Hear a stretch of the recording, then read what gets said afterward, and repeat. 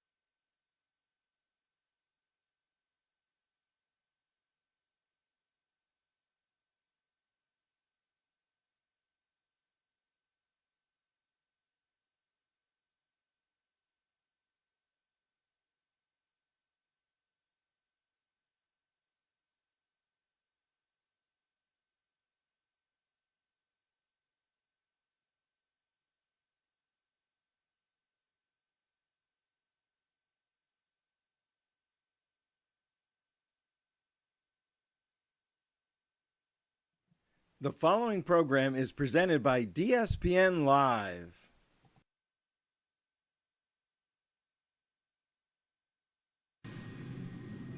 You're looking live at the Olympic rink from the Advent Health Orlando Ice Den, where tonight we have game one of the weekend series between the FAU Owls and the UCF Knights. The Owls got off to a slower start this season than expected, but they are very young and a very good team. Don't overlook this group of baby birds because they have some talent on them. The Knights now 8-10-1. They had a big bounce back game last week against Embry-Riddle. Tonight they can get to within one game of 500 if with a victory, and a big victory for the conference standings. Will the Owls fly into town and take a bite out of the Knights, or will UCF flex their muscle, winning their second in a row? All the answers next on DSPN Live.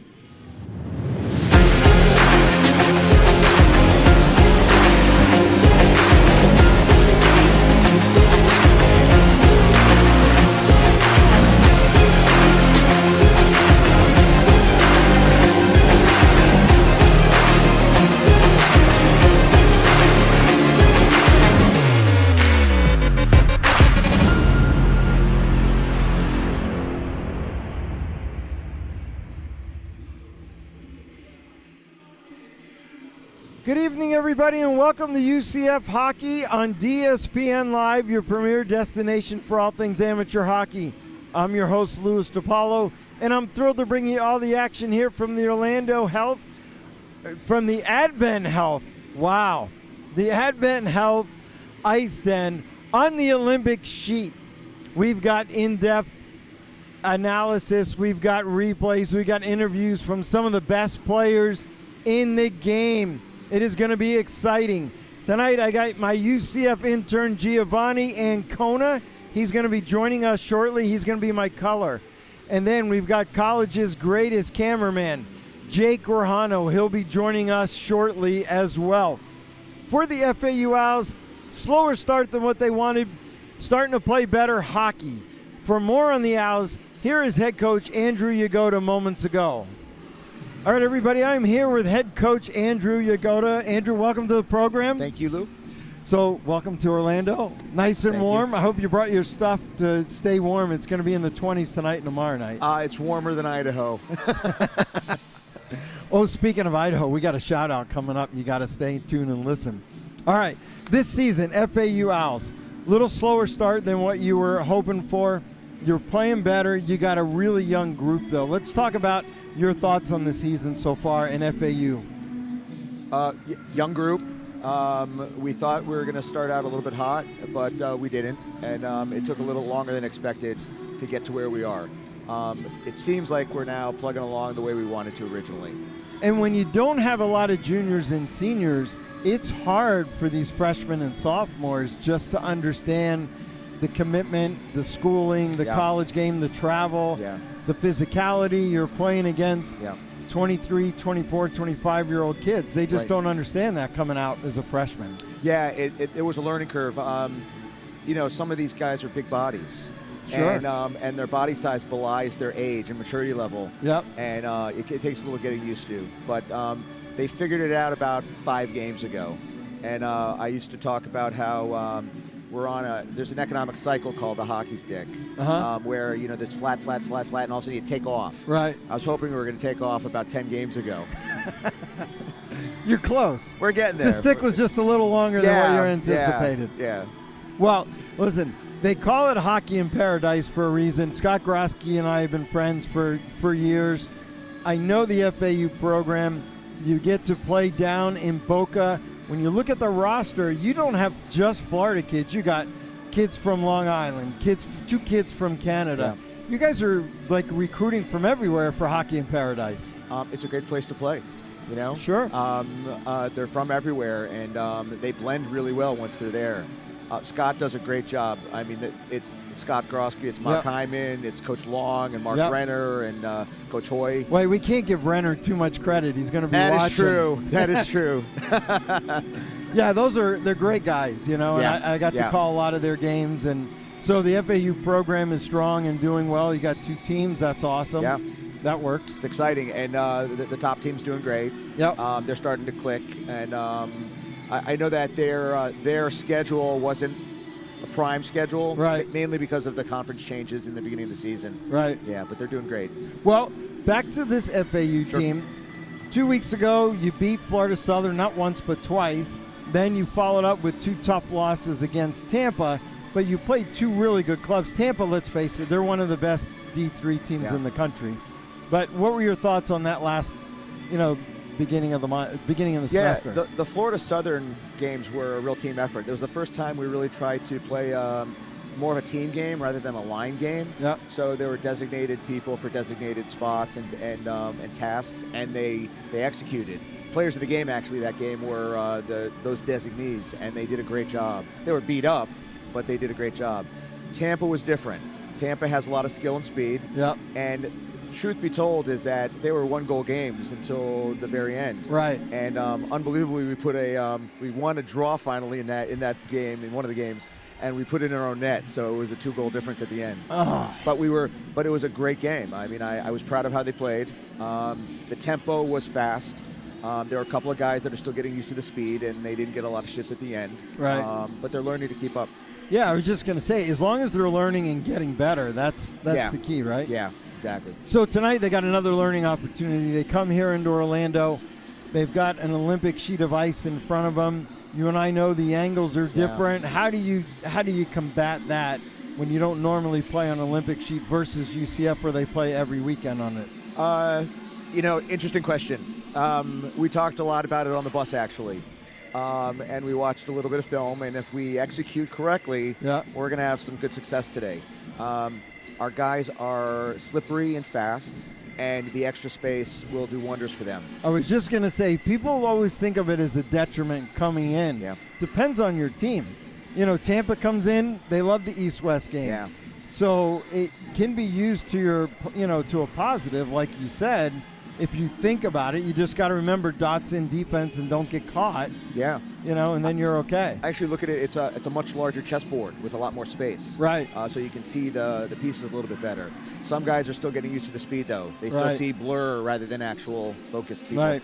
The penalty kill and the power play for FAU, probably not quite where you and Justin want it right now.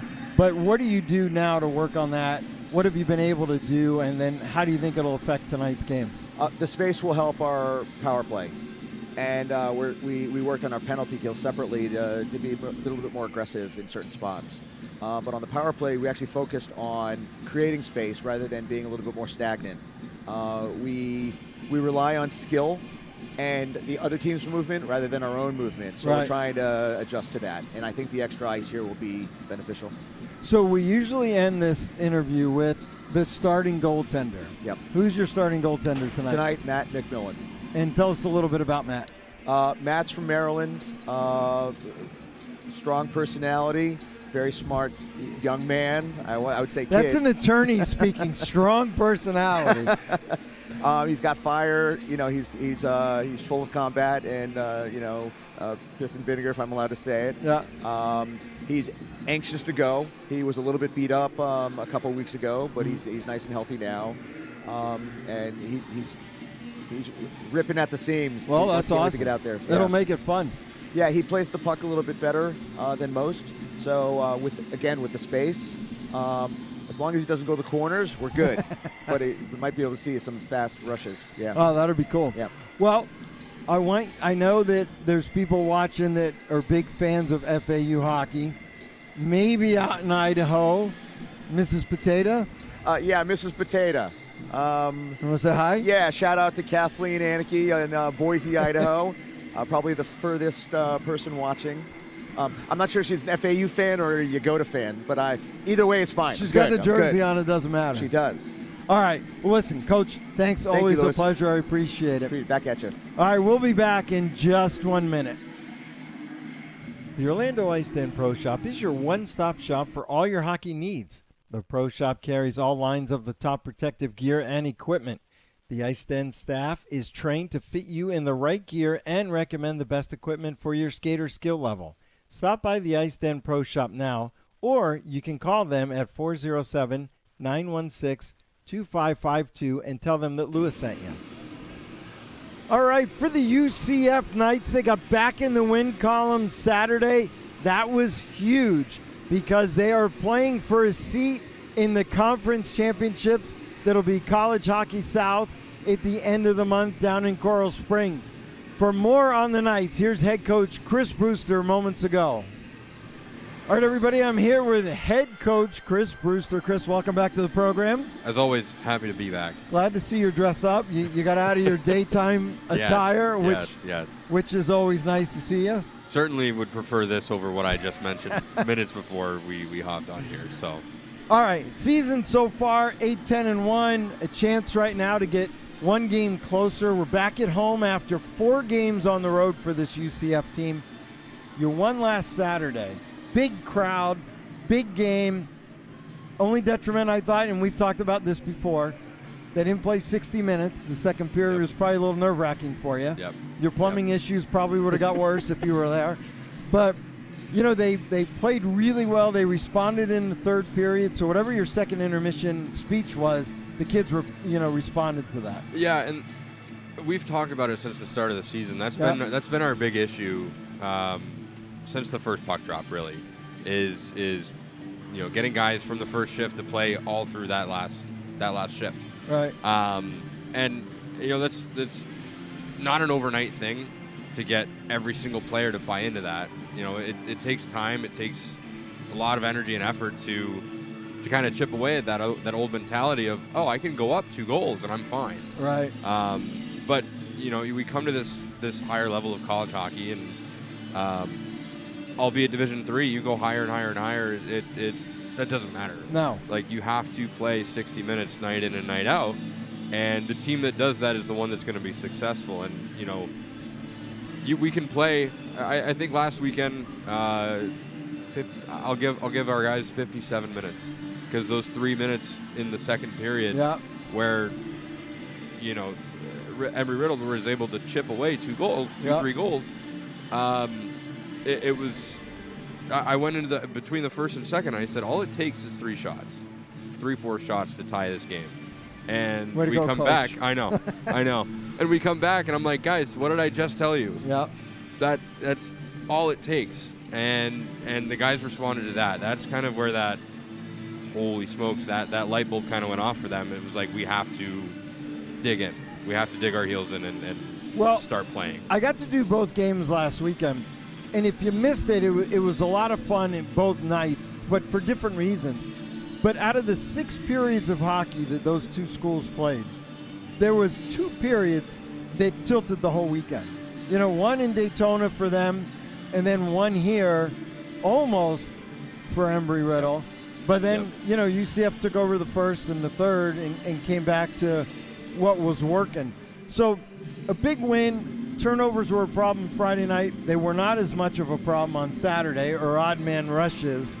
And I think if you stay away from that, obviously, you know, you take a lot less pressure off it, or take pressure off Katz, or whoever you got in net, which makes things a lot better.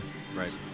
As far as what you've got going on, you've got FAU tonight, looking ahead tomorrow night, the Gators and conference playoffs. Still a lot to play for, still a lot to learn. But if you're new to the UCF program, we got a couple of exciting kids. Lasky came up just playing lights out, 3 goals, 2 assists last weekend.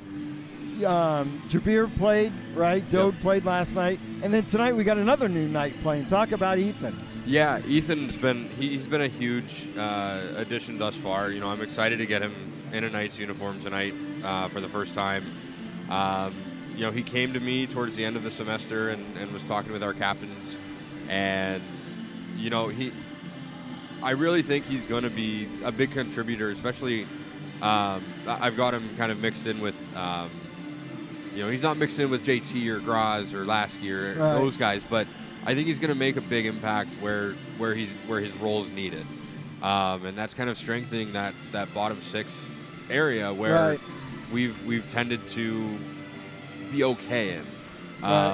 You know, I think at this point in the season, we've been able to tweak and move things around to where I've got line 1, I've got line 2. Yeah. I now have a line 3, and I've got 4 that's able to additionally play their role as well. So, you know, adding these guys in I guess the off season, the mid-season break, you know, has really been huge. Where I can start to manipulate the roster a little bit and see, okay, this guy's playing really well with this guy.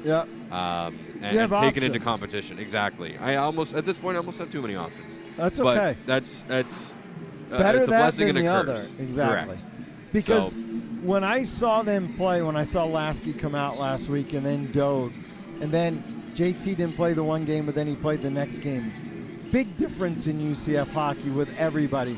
And only a couple of seniors on this team. Very, very young group of Knights. So lots to look forward to the next 4 regular season games. Then the conference playoffs down in Coral Springs at the end of the month. Stay tuned for more information on that. Now, tonight, beside the new Knights, we're home ice here, big ice surface. Should have another good crowd. We've had great crowds in here all the time. So kudos to you and the kids for getting this place full. Who's in net, and what are we doing tonight? He plays really well. He played really well last weekend against Riddle. I thought both games. We're going back with number 1, Andrew Cass. Cass in net again. The save. He was very good.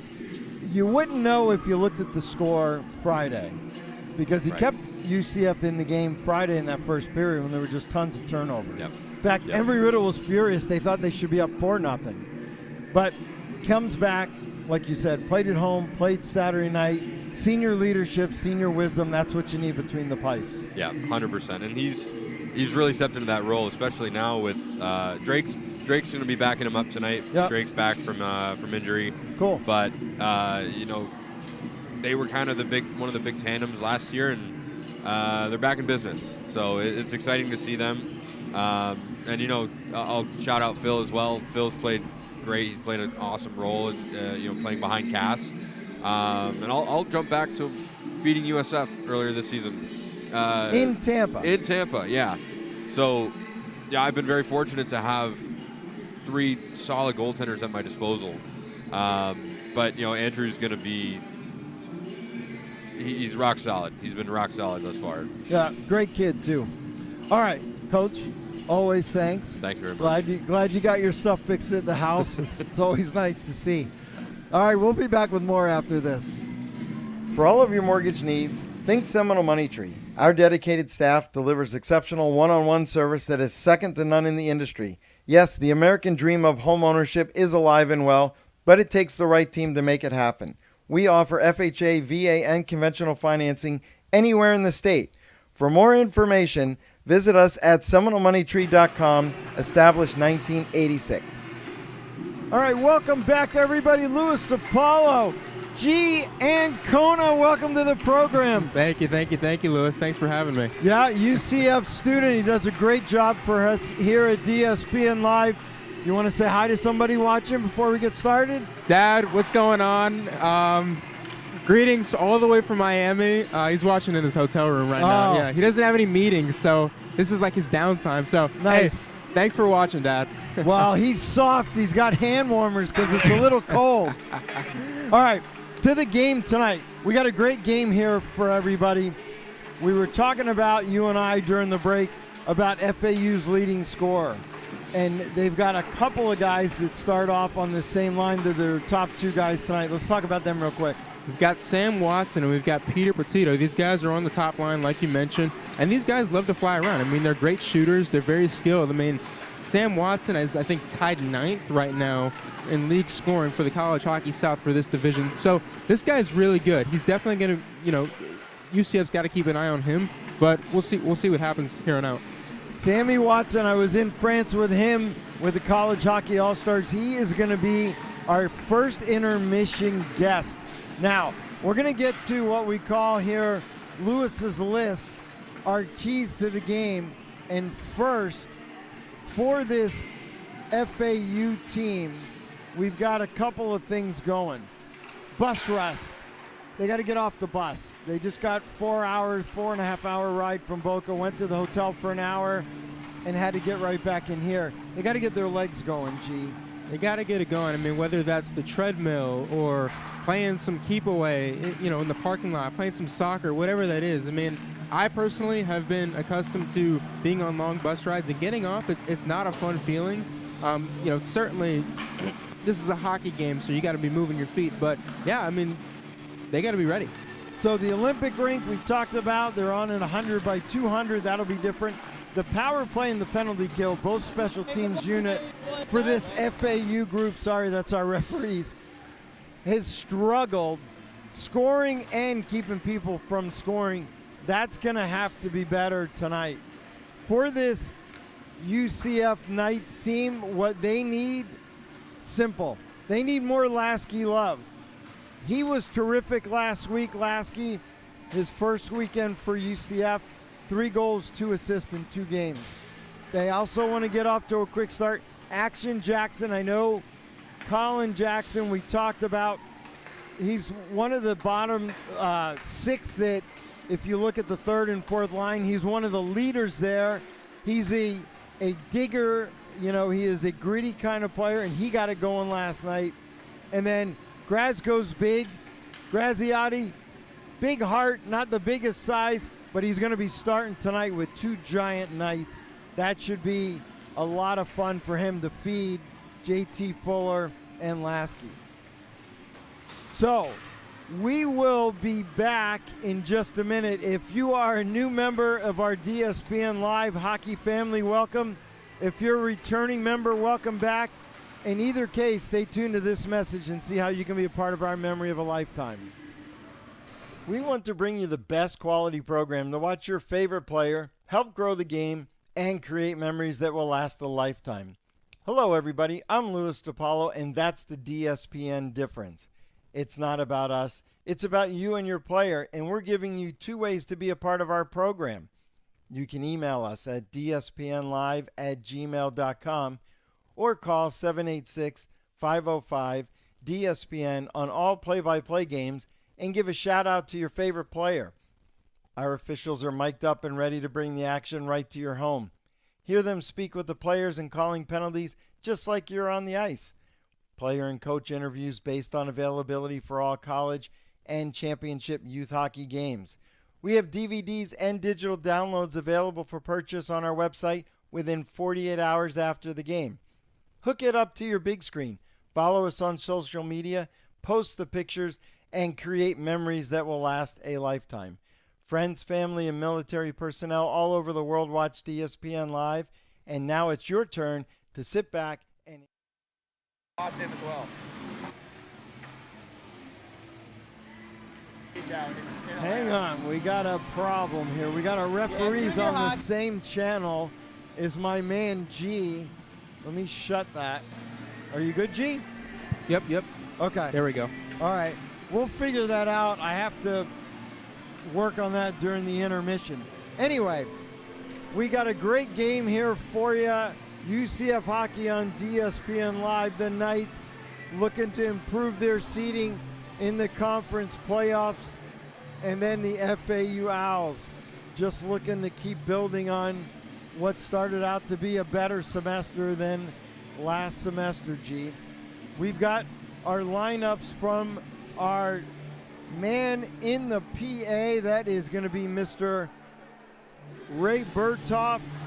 He is down there with Von Drake. They are doing the scoring. We'll turn it over to him. We got Hunter Chapman, Ryan Cummings are our officials, and then we got David Ripple and Mark Doherty are our linesmen here tonight. Gentlemen, and welcome to the Advent Health Orlando Ice Den for tonight's ACHA game between the visiting FAU Owls and your UCF Knights.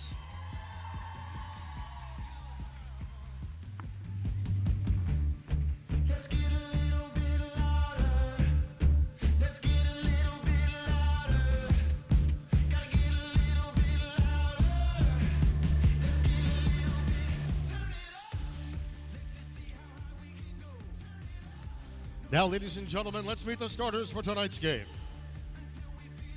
First, for the visiting FAU Owls. On defense, number 2, Jake Butagros. On defense, number 48, Connor Moriarty. At forward, number 12, Peter Petito. At forward, number 15, Sam Watson.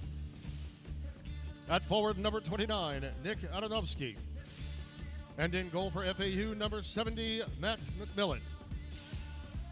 The FAU Owls are coached by head coaches Andrew Yagoda and Kevin Hoy, and assistant coaches Justin Grandinetti and Scott Grosky.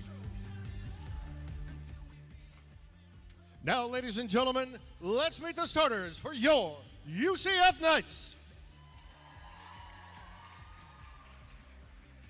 On defense, number 21, Robert Renner.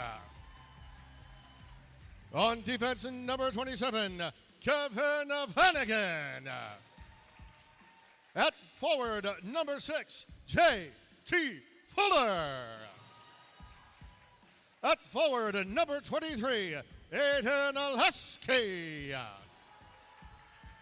At forward, number 24, Jacob Graziani.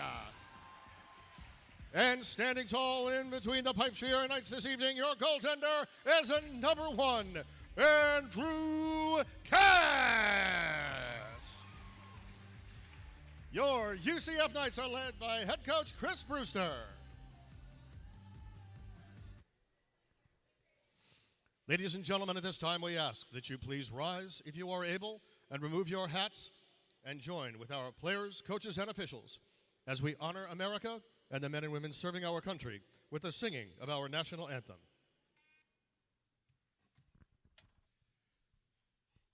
Oh, say, can you see by the dawn's early light what so proudly we hailed at the twilight's last gleaming, whose broad stripes and bright stars through the perilous fight o'er the ramparts we watched were so gallantly streaming, and the rocket's red glare, the bombs bursting in air, gave proof through the night that our flag was still there.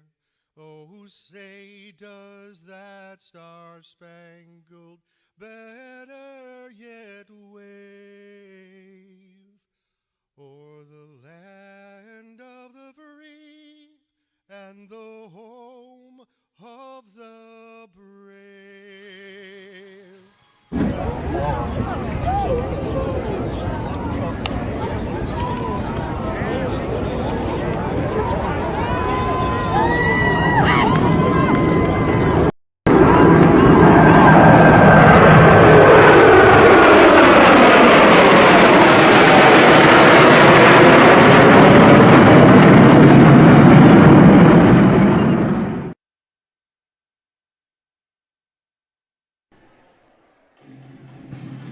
All right, welcome back, everybody. Louis, Apollo, G, and Conan. We are ready to rock and roll. We got our first shout out already. Shout out to Jacob Graziati. Ted Clark watching in beautiful, warm, sunny Ottawa. We know better than that. If it's going to be in the 20s here this weekend, we know Ottawa's cold. So, FAU will be wearing their baby blue. Sam Watson, you talked about him, G, starting for this team from Boca. We're going to see what he does here. Starting off, Lasky. Again, we talked about Lasky a lot. Right away, we got nice and calls. Flanagan touches up. Kevin Flanagan's going to be our second intermission guest, Plantation Proud, St. Thomas High School down there. Just talked to his dad, Kevin Sr. here moments ago. Lasky, Fuller, and Graziati. Look at the size of that line, and then you see Graziati a little bit shorter. He and Flanagan on an angle there, but they make the plays, they make things happen. Flanagan, Fuller right out in front. Graziati just tipped that one. Matt McMillan in net. Shot again, big save right away. UCF all over this Owls team. Stumbling, trying to get the puck out, up, off the glass, not out. Graziati able to keep it in. Picked up by Lasky. Lasky shot, pad save into the corner. Flanagan pinches, throws it right on top of McMillan. Rebounds everywhere, shot, pad save, dead on, second one. Oh, Graziati just missed on that. Terrific start for this Knights team. Yeah, a lot of pressure here from the Knights. Just getting started here at the Advent Health Center Ice Olympic sheet. Jake Rahano on camera as usual. Coming in, Mr. Dre. That shot deflected. Fuller still on the ice. Up to Renner. Renner, toe drag. Look at that move. Went to take a shot. Got stick check from behind. Dre there. Dre lays the body. Seelar with it. Seelar from Jacksonville. Backhand shot, save. McMillan, terrific start. Already 6 shots on goal. The Knights were everywhere in that last shift, or last couple of shifts, I should say. Behind the net, wide of the net, in front of the net, at the top of the crease. They were everywhere. You kept hearing the thud of that puck hitting the pad of McMillan. He's been busy so far. Joe Dre. Kovac in on the forecheck there. Picked up by Seelar. Seelar kicks Ooh. it right out in front. Kovac there, big save. Owls struggling to get out of their own end.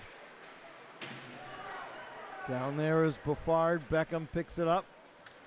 Backhand pass. Seelar shot off the blocker. Down into the corner it goes from Musselwhite. Musselwhite doesn't get the return pass. They go deep to Seelar. Seelar still with it, cycles it down. Beckham Buffard. Throws it off the iron, turnover. Backhand just missed Kovac. This has just been nothing but UCF so far. Looks like a power play the way this started. Andrew Cass. Pass over into his own boards where there's like 20 Knights changing. Fortunate for them, no call.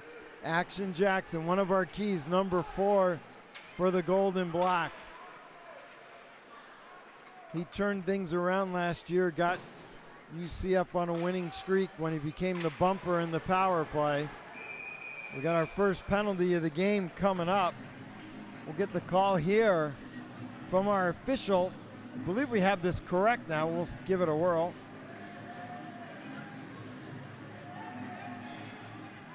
No. So he doesn't have it on. We got a hit from behind. Regardless, we got a power play, Seminole Money Tree power play for the Knights. Renzi in the box. Renzi, the junior from Frederick. Renner with the shot in the goal. Fuller may have the goal. 2 seconds. Gee, what do you got? It didn't even take that long. I was looking at my sheet, and then next thing I know, the puck is in the back of the net. JT Fuller is parked right in front, and that 6'5", 220 frame that he's got makes it impossible for Matthew McMullen to see that puck, and it's 1-0 Knights. We'll get the official call here from Ray Bertoff. 1-0 Knights. Started off incredibly strong, 10 shots already. Renner, if he didn't get the goal, he got the assist. Penalty to number 11, Drew Renzi. 2 minutes for checking from behind at 3:09. So there's Renzi's penalty. Samuel Payne in the middle. Number 11, Drew Renzi. We'll get the official call again here coming up in just a second.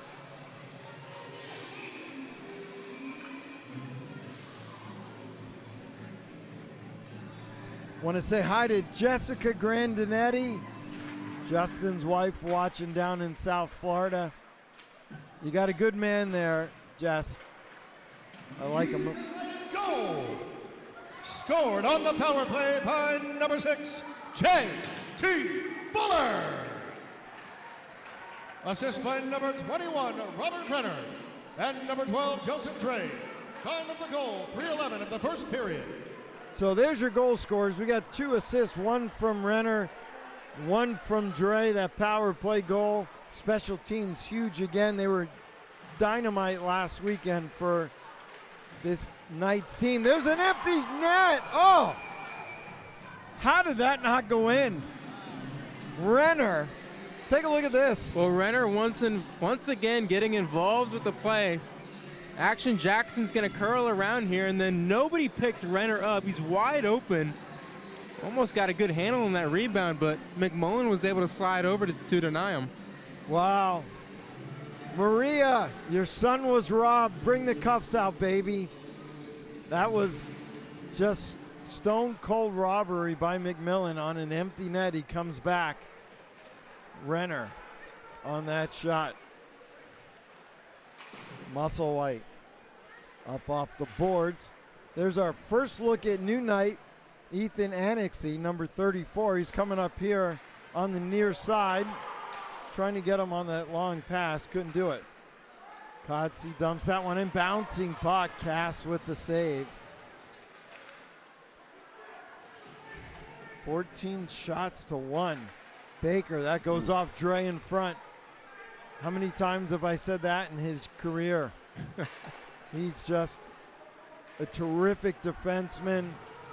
That's why he made the college hockey all-star team with Renner, the junior from Pembroke Pines. Just blocks everything. If it gets by him, then it's still got to get by the goaltender, as we got an icing call and a whistle. Well, a little bit of a push there from FAU. They're finally starting to get into the Knights zone, and this will be a big face-off here. If they can win it and get a quick shot off from the point, that could be a good opportunity for them. So let's see, Renzi in to take the draw for the Owls team, controlled by Dre. He just bounces it up, hoping to send Graziati. Couldn't do it. That bouncing puck picked up by the Owls. They get it back to Renzi. Renzi with it. He backhands the puck, pinched. No control yet. The Knights turn, they dump it back in. JT Fuller, first one there. Shot deflected in front. That one off Lasky. We got a penalty coming up. Second penalty of the game. We got a roughing call, G. And the Knights going right back at it again on a Seminole Money Tree power play. Well, you mentioned it in the pregame. Jacob Graziati's not a very big dude, so whenever he goes hard into the corner, you got to be careful on where you're hitting him and with how much force, and from there it's a clear boarding call. So the Knights scored 5 seconds into their first power play. Let's see what they come up with this time. Flanagan brings it to the center. He takes a shot. That just missed. Fuller was in front again. Renner, rockin' Renner. Cycles it back. Flanagan, far side. Dre. Graziati. Graziati turned that one over. Renzi on the forecheck. Flanagan able to pick it back up. 3 South Florida kids on this power play for Coach Brewster. Right here to Renner now. Renner gains the zone, looking for a place to go with it. Pass to Fuller. Dre. Renner picks that one up. Fuller in front, back to Dre. Dre takes a shot. That's stopped. Owls able to clear it. Back out to center. Flanagan. D to D. Beckham Buffard now. Trying to hit Fuller. I think we got an icing call. We do on a whistle. 56 seconds left. This is the first time that I'm getting a look at this Knights power play, and they had 3 defensemen, Flanagan, Renner, and Dre, moving the puck pretty well. We'll see if this second unit could get anything going. 56 seconds left in the power play. Already 17 shots on McMillan. Just a 1-0 game still. But that is a ton of rubber that the Mac man is facing. Jackson leaves it for Flanagan. Flanny coming up. Still with it, right out in front, loose puck in the crease. Flanagan picks it up, tried to come back door to Jackson. Carter Baker. Owls able to clear that one all the way back down into the corner. Castle leave it for Buffard. Buffard, far side. Knights just turned, dumping in. That goes behind McMillan, picked up by Baker. He has it taken away. Got a broken stick for the Owls. Big hit behind. Baker trying to clear it. The stick gets in the way. Back to even strength. 5 aside we skate.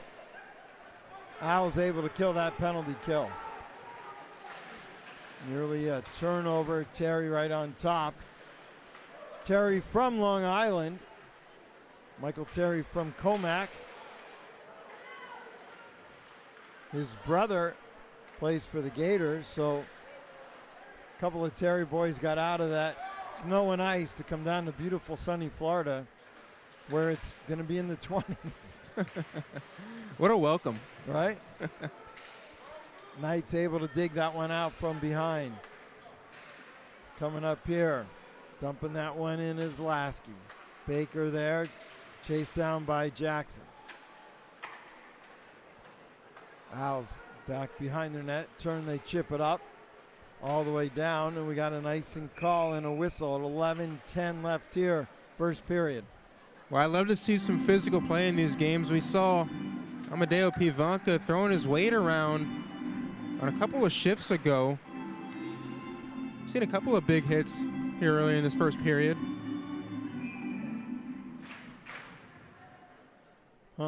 Game's starting to slow down a little bit, though, I'm noticing, for the Knights. Came out really fast in those first 2 minutes. FAU starting to get a good handle on their style of play. Tremendous shot, or tremendous start, rather. That on the shot was Pivanka. We got another icing call and a whistle. So if you're Coach Yagoda and Grandinetti, you're thinking, wow, we survived that storm and we're down 1-0, being outshot 17-3. You'd probably take it. You know, McMillan was great in the beginning.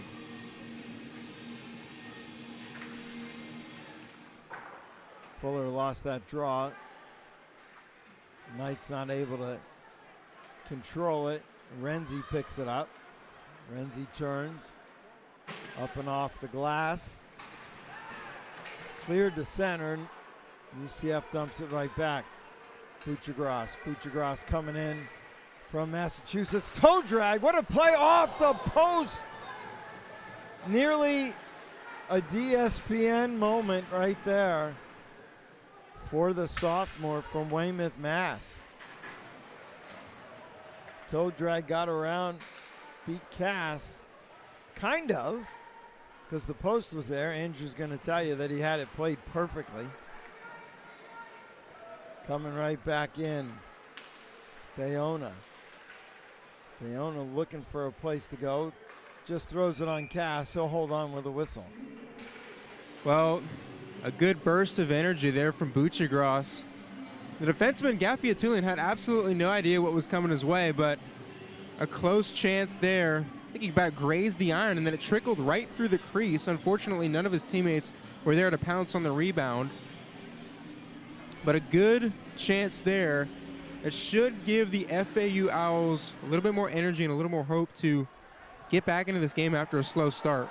Flanagan dumps that one out. Strum there. He brings the puck over here on the near side to Terry. That's taken away. Seelar comes in on sides. They got Kovac going to the net. McMillan holds on. We'll have a face-off coming up to his right. We got a good crowd in here again. We thought it was going to be light. It's Greek night tonight at UCF. And then Gasparilla tomorrow. Lots going on up in Central Florida. Renner! Oh! That went off somebody in front. That was a terrific save by McMillan. He's looking for consideration for one of the Seminole Money Tree stars of the game that G's going to pick. Well, that save certainly makes the candidate. I mean, a shot through traffic off of a body. Those are some of your most toughest saves that you're going to try to make as a goaltender. But props to McMillan for hanging in there. Renner, they get it up to Seelar. He's got Kovac here on the near side. He fanned on a bouncing puck. Renner picks that one up. It's got Seelar in front. Ooh, that just got through the defense of Strum. Knight still with the puck. Looking for a place to go. It was Payne. Kovac with it. He turned shot. That went off a player in front. I believe that was Carrazzo there. Comes right back in. The Knights changing lines. Still have the puck in the offensive end, and they pick it up off the boards. McMillan off the glass.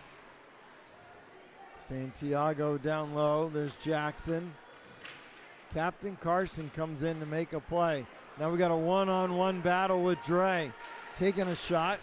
That went off the stick of Dre and comes all the way back down. Jackson picks it up in the offensive end to the slot. Lost the puck, trying to get it back. There's Buchagras. Bucci, little sauce pass here. Dre steps up and takes that one. Dre looking, makes his own move. Buchagras doesn't let him by. Great defense. Dre follows up, brings it right back up top to Santiago. They go down low in front. Carson Mueller all alone in the paint, still there. Cleared, not out. Fanning on that was Dre. Tell you what, McMillan just standing tall as Buchagras comes in all alone. Follow up on that rebound. They just missed on that. 7:20 and counting here. First period, still just a 1-0 game. The ice tilted heavily for this Knights team. Backhanded up, Daffy Atulin. Stolen by Fuller. Chip not out. Kept in by the Owls.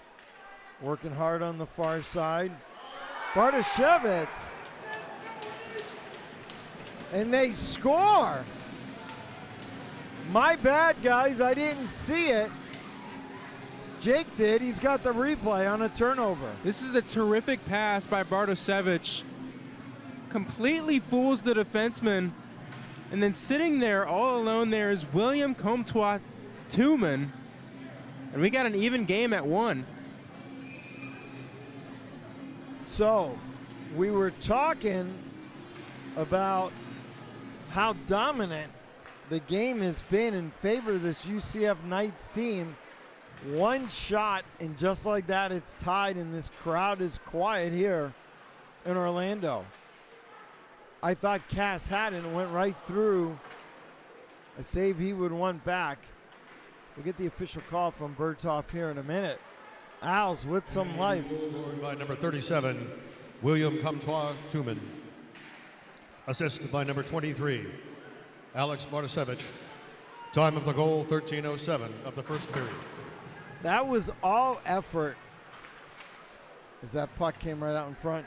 Bartoshevitz was working hard on all sides as we got an offside call.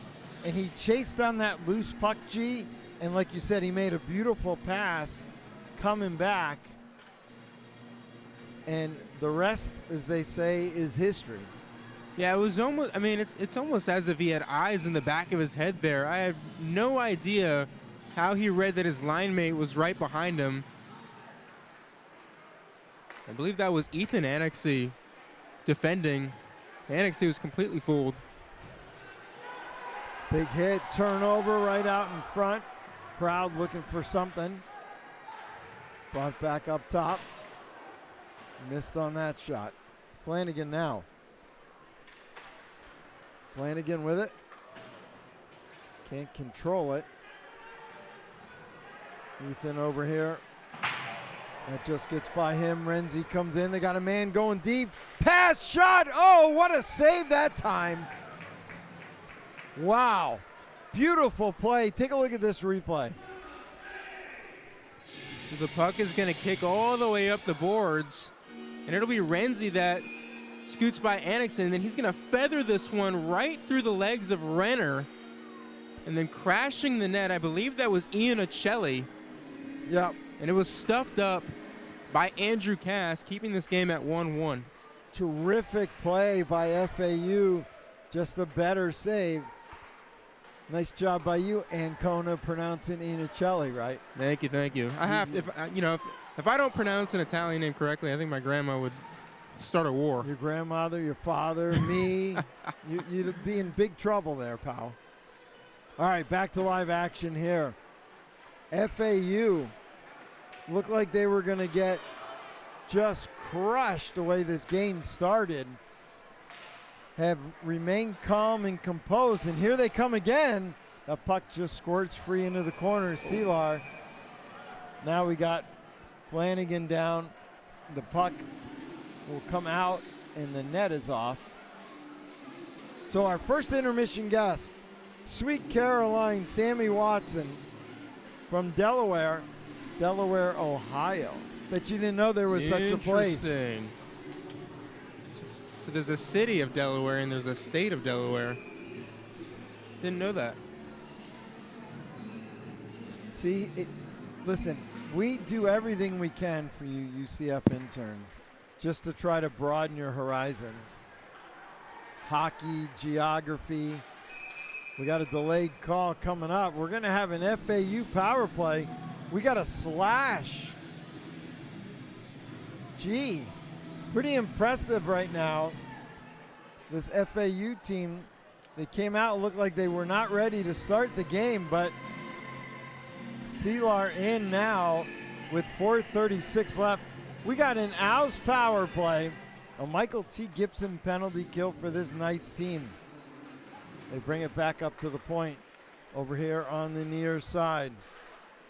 Watson,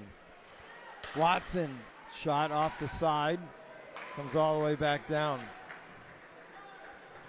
McMillan there. Boy, how many times did we call McMillan's name, guys? And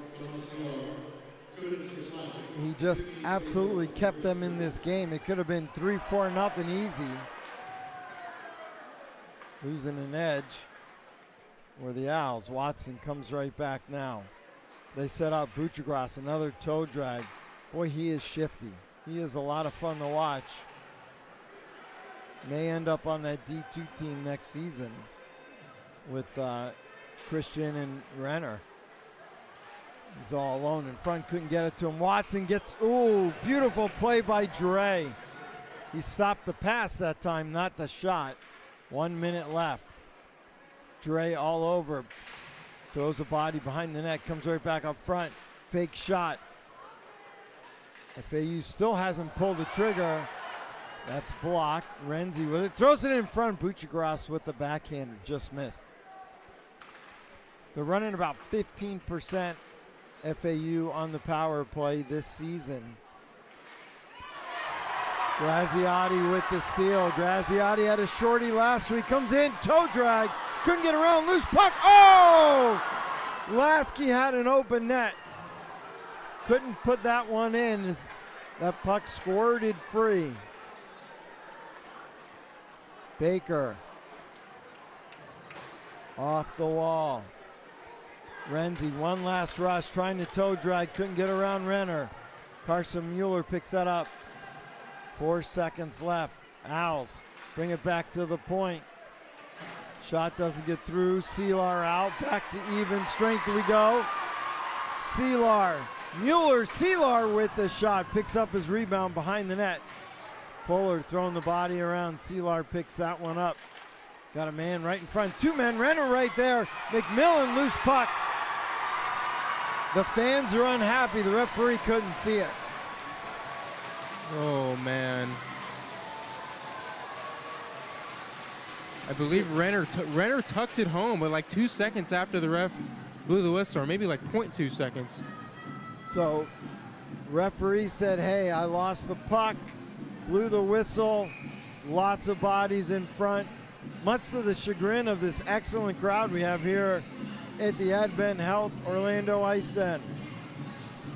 Yeah, that last chance for Seelar, or not, excuse me, Aiden Lasky, ever since that chance, this crowd has gotten a little bit more, we've seen a little more energy coming from them.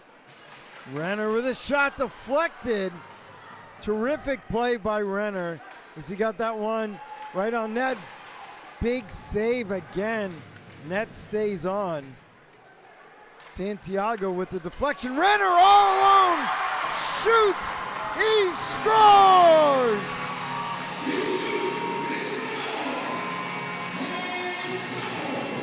No denying that time. Well, the Knights just kept recycling on this play. It was Action Jackson who just showed some moves, dancing and sliding and weaving, and then he finds Robert Renner backdoor with tons of ice in front of him to put it in the empty cage. And we saw Robert Renner have a chance like that earlier in the game. He's surely been aggressive coming up that right side, going towards the net. So Renner with the goal. He was robbed the first time. That time, Makes no mistake. Action Jackson coming right back. Goal! Scored by number 21, Robert Renner. Assist by number 11, Samuel Payne. And number 4, Colin Jackson. So Jackson gets on the board again with a point. Flanagan there with the shot, just missed. Jackson has that one taken. Renzi just turns, comes right back. Backhands it over here on the near side. Pavanka.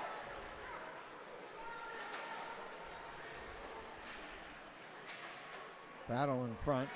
Bayona picks that one up. Santiago comes back. This is the final minute of play in the first period. Renzi trying to get the puck out, couldn't do it. Owls come right back out. Backhand shot, save. I think that was Carrazzo with that one. 48 seconds left, and I'm going to run down and take an opportunity to meet Sam Watson and introduce you to him at home. Slinging Sammy, great kid for this FAU Owls team. They're all great kids. Jake and I love what we do. It's a lot of fun, and it will be great to introduce you to Watson. Down in the corner. Owls bring the puck right back up. Big hit down low. Dre stays on his feet. So hard to knock off his feet. Doesn't matter who's hitting him. Moriarty there. Moriarty. He's skating. He's got some wheels right on top of Cass. Ooh. Moriarty comes in. Now we got pushing and shoving. Lots going on. Comtois Tumen there. Dre. Wow. Dre not happy with the official. I think they're going to take two. But so they got a roughing on Dre. Huh. I guess not. Interesting call by the official. As he says we're only going to take one. FAU's going to end up with a power play on this. I think it was Bartoshevich. It was. It went barreling into the crease. So he was the one that kind of started that whole thing. I'm a bit surprised that he's not in the box, but yeah, I thought they were going to take two. Yeah. I don't know. Their way of trying to keep the game maintained, I guess. So Renner talking to the official now. Won't make a difference. It's like arguing with your mom, Robert. You may be right, but you're going to lose anyway. Watson there. 7 seconds left. Time for one more rush if they hurry. Dumped in by Petito. Far side, and that's going to do it. All right. We are going to try to run down, and I'll be back in just a minute.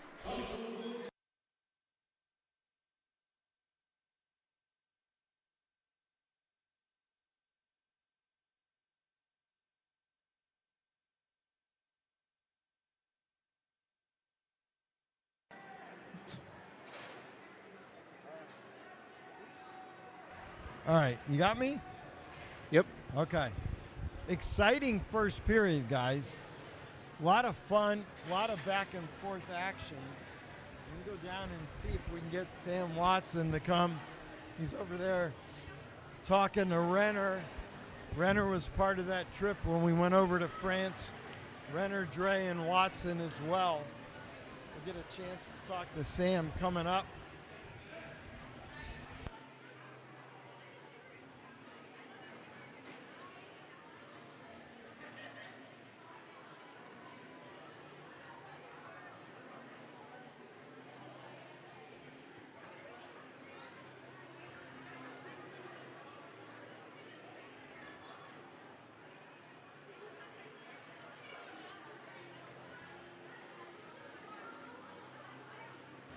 All right, guys, I'm here with Sam Watson. Hey, you look like you're still walking in the snow in France. Yeah, no, it's tough. But the trip was great. Great. Time was lifetime, trip of a lifetime. Oh, yeah. So I'm here with Sam Watson, captain FAU Owls. Sam, let's talk about this game. Started off, I thought you weren't going to get out of the first period, 1-0, but you guys held on and survived. McMahon was terrific in that. Yeah, McMillan's a stud. Great athlete. When they got on the board first, obviously, that was tough, but, this group doesn't quit, A lot of heart in this group. I was just going to say, no quit in the Owls, composure on the bench. You come back, tie it, nearly went ahead, and then the late goal by Renner, your all-star teammate, making it a 2-1 game, but you stayed composed and you came back and you're still in the game. Yeah, we're just going to stick with it. We love these types of games. Late night, it's pretty packed in here, which is great. It's going to be close. It's going to be a good one, I love playing with my France teammates. That's always something good to talk about, good conversation. But, we love these games. We live for them, So you're from Delaware, Ohio. What made you come down to play hockey in Paradise? Well, actually, funny story. My dad took a business visit down here, and he was like, hey, I know you're applying to some colleges. You should check out FAU. And I checked it out, and you know what? I didn't want to go anywhere else. I loved it. So it was Dad that got you down on a business trip. Yeah. Yeah, they call it hockey in paradise. Boca's beautiful. You got the beaches. You got hockey. You got everything going for you. Yeah, it's awesome. I can't complain, I love my life down there. I love the team. I love the boys. I love the program. So. And how are you doing balancing school and hockey, and when it's not cold, you get to go to the beach? How do you balance all that? I'm doing pretty well. I try to get all my stuff done as early as possible so I could focus on, the game that I love. And luckily, with the snowstorm in the north and everything, this weather down here has been pristine. It's been perfect, so can't complain there. So tell me what's your experience like on the bench with Andrew and Justin, a couple of great guys. So on the bench, two great coaches, but most importantly, two great role models for me and the rest of the team. We go to them with a lot of our issues, whether that be like, it's usually life problems. It's like, hey, what do I do when this goes wrong? And they help us. So they're probably our biggest support system, and we're really thankful for them. So FAU bench, not just helping you on the ice, they're helping you off the ice. Yeah, absolutely. When you're a part of this program, you're in it for more than the hockey. You're in it for the life connections, the life skills, and the brotherhood ultimately. So. Well, you look at former players and former people like Scott Grosky, my friend, FAU Owl through and through, and then you got Renner, who played there when Jesus was a baby, and now he's coaching, D2, right? Yeah, a ton of great people throughout the organization. Renner, awesome guy, awesome coach, one of my favorite people. But Scott Grosky, I can't thank him enough for the work he does behind the scenes, because a lot of it unfortunately does go unnoticed, but we're eternally grateful for, his connections, his work ethic, the late nights he put into this year, all of it. I can't say thank you enough to those individuals. I got to watch you play, and you're a College Hockey South All-Star. I think you're an all-star off the ice, too. I love what you say, the respect. I think you're a pretty good kid, Sam. Hey, thank you. I appreciate you. That means the world to me. So. I'm not sure about your singing Sweet Caroline on the bus. No one's going to mistake you for Neil Diamond. Yeah, I know. You know what? Hey, that trip, like I said, trip of a lifetime. I formed lifelong connections, playing Rob and Joe Dre out here. This is probably the most fun I've had in a minute. Love it. Yeah, so we got to go over there. We got to play 4 games. Right. Crazy 13-hour bus ride. Yeah. But like you said, it was a bonding time. Who expects to go to France and you guys are playing soccer and we're having snowball fights on a highway? Right. All right. You know what? That whole trip, as unfortunate as it was probably the right thing that needed to happen for the group, because we got really close during that time. So. Well, that last game at the very end when we were in playing the Gothiques, when that scrum breaks out, who's in the middle? Dre. He drops the big, tall drink of water, remember? Now look who's in the scrum again. Yeah. You know what? Hey, Joe, if you're listening to this, scrappy guy, I hate playing against you, but I love having you on my team. That's too funny. All right, Sam. Hey. Always great seeing you. Tell Coach I said thanks. Well, thank you. Thank you. Thank you. All right, back to you.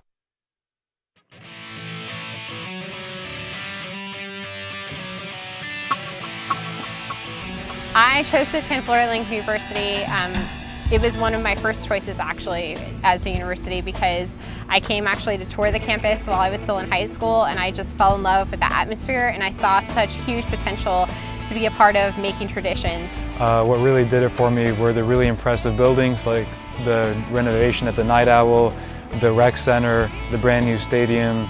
I chose to attend FAU mainly because of the engineering program that we have over here. It's a very well-known engineering program, top ocean engineering program in the country. Being an out-of-state resident from Michigan, I was ready for a change. I was ready for Florida. I wanted a school that was big but not too big. It's still a really close-knit community. Florida Atlantic had that appeal that I was looking for in a university, as well as the funding available for research. So I decided to come to the home of the Owls.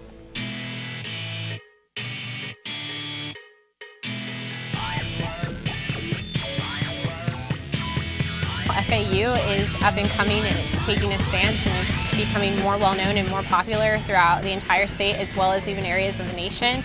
And I think having a degree from this university is going to show that you have sort of that character and that dynamic that the state of Florida has in general. At FAU there's a very low tuition for the excellent education that you get. You know, you work for your grades, but you actually understand what the course material offers to you. And on top of that, being at FAU, you're exposed to many different markets. After you graduate, you're really close to West Palm Beach, you're close to Fort Lauderdale, you're close to Miami, so you have all these opportunities for internships. The cost of education is awesome, so it doesn't hit your pocketbook and you get the same quality of education that you do elsewhere. Furthermore, you're available to get grants, you can get scholarships. Being at a public university, there's tons of funds available for you. The benefits of getting a public education in Florida are it's affordable, and there's so many different industries here for students to explore their interests and really find a career path that they really enjoy.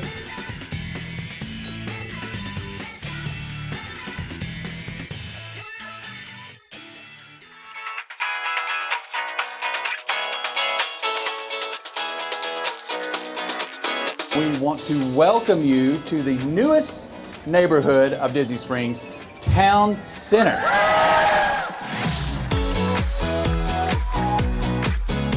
I'm sort of bubbling over today. Our Imagineers did absolutely a gorgeous job. I have so much enthusiasm for watching the guests explore. Disney Springs is an amazing choice to get outside of the theme parks. We invite you to come and explore. I think our guests are going to see a number of things that are just going to surprise and delight them. First and foremost is the spring. It is absolutely breathtaking. It's the heart and soul of this property. In addition to that, we've got some really cool brands, some wonderful operating participants that they're going to find here today. Only Disney could do this. This is what completes the story of Disney Springs.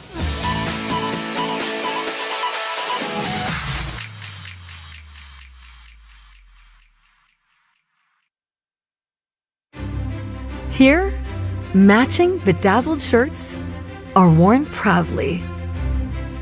Homework disappears. Business suits become bathing suits. And young ones are granted new power. Because this place changes you. Princesses get the royal treatment. Siblings call truces. And dad jokes are actually funny. Robots crown new heroes. And phones are forgotten, at least for a little while. Fireworks paint the sky every night. And hand-holding makes a comeback every day. Here, anything is possible, as long as you can imagine it. And that's what makes Orlando unbelievably real. We choose to go to the moon in this decade and do the other thing. Not because they are easy, but because they are hard.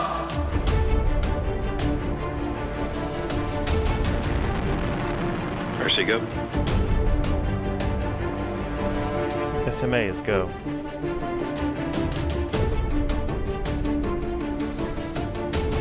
Yellows are go. GNC go.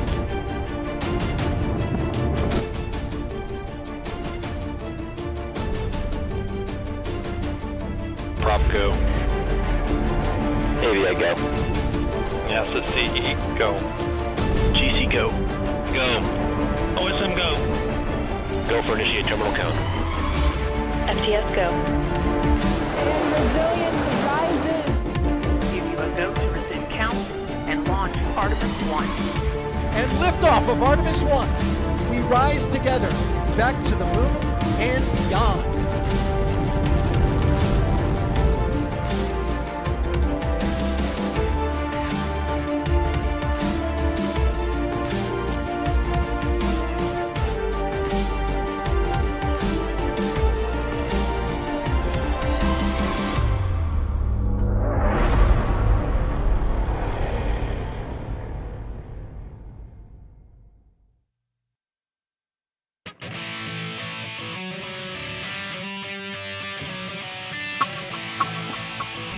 I chose to attend Florida Atlantic University.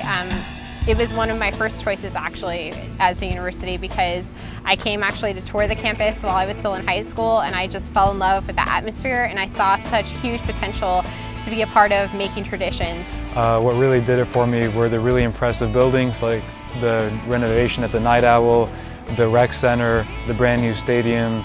I chose to attend FAU mainly because of the engineering program that we have over here. It's a very well-known engineering program, top ocean engineering program in the country. Being an out-of-state resident from Michigan, I was ready for a change. I was ready for Florida. I wanted a school that was big but not too big. It's still a really close-knit community. Florida Atlantic had that appeal that I was looking for in a university, as well as the funding available for research.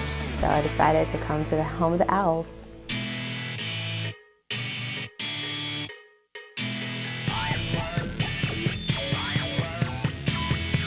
FAU is up and coming, and it's taking a stance, and it's becoming more well-known and more popular throughout the entire state as well as even areas of the nation. And I think having a degree from this university is going to show that you have sort of that character and that dynamic that the state of Florida has in general. At FAU, there's a very low tuition for the excellent education that you get. You work for your grades, but you actually understand what the course material offers to you.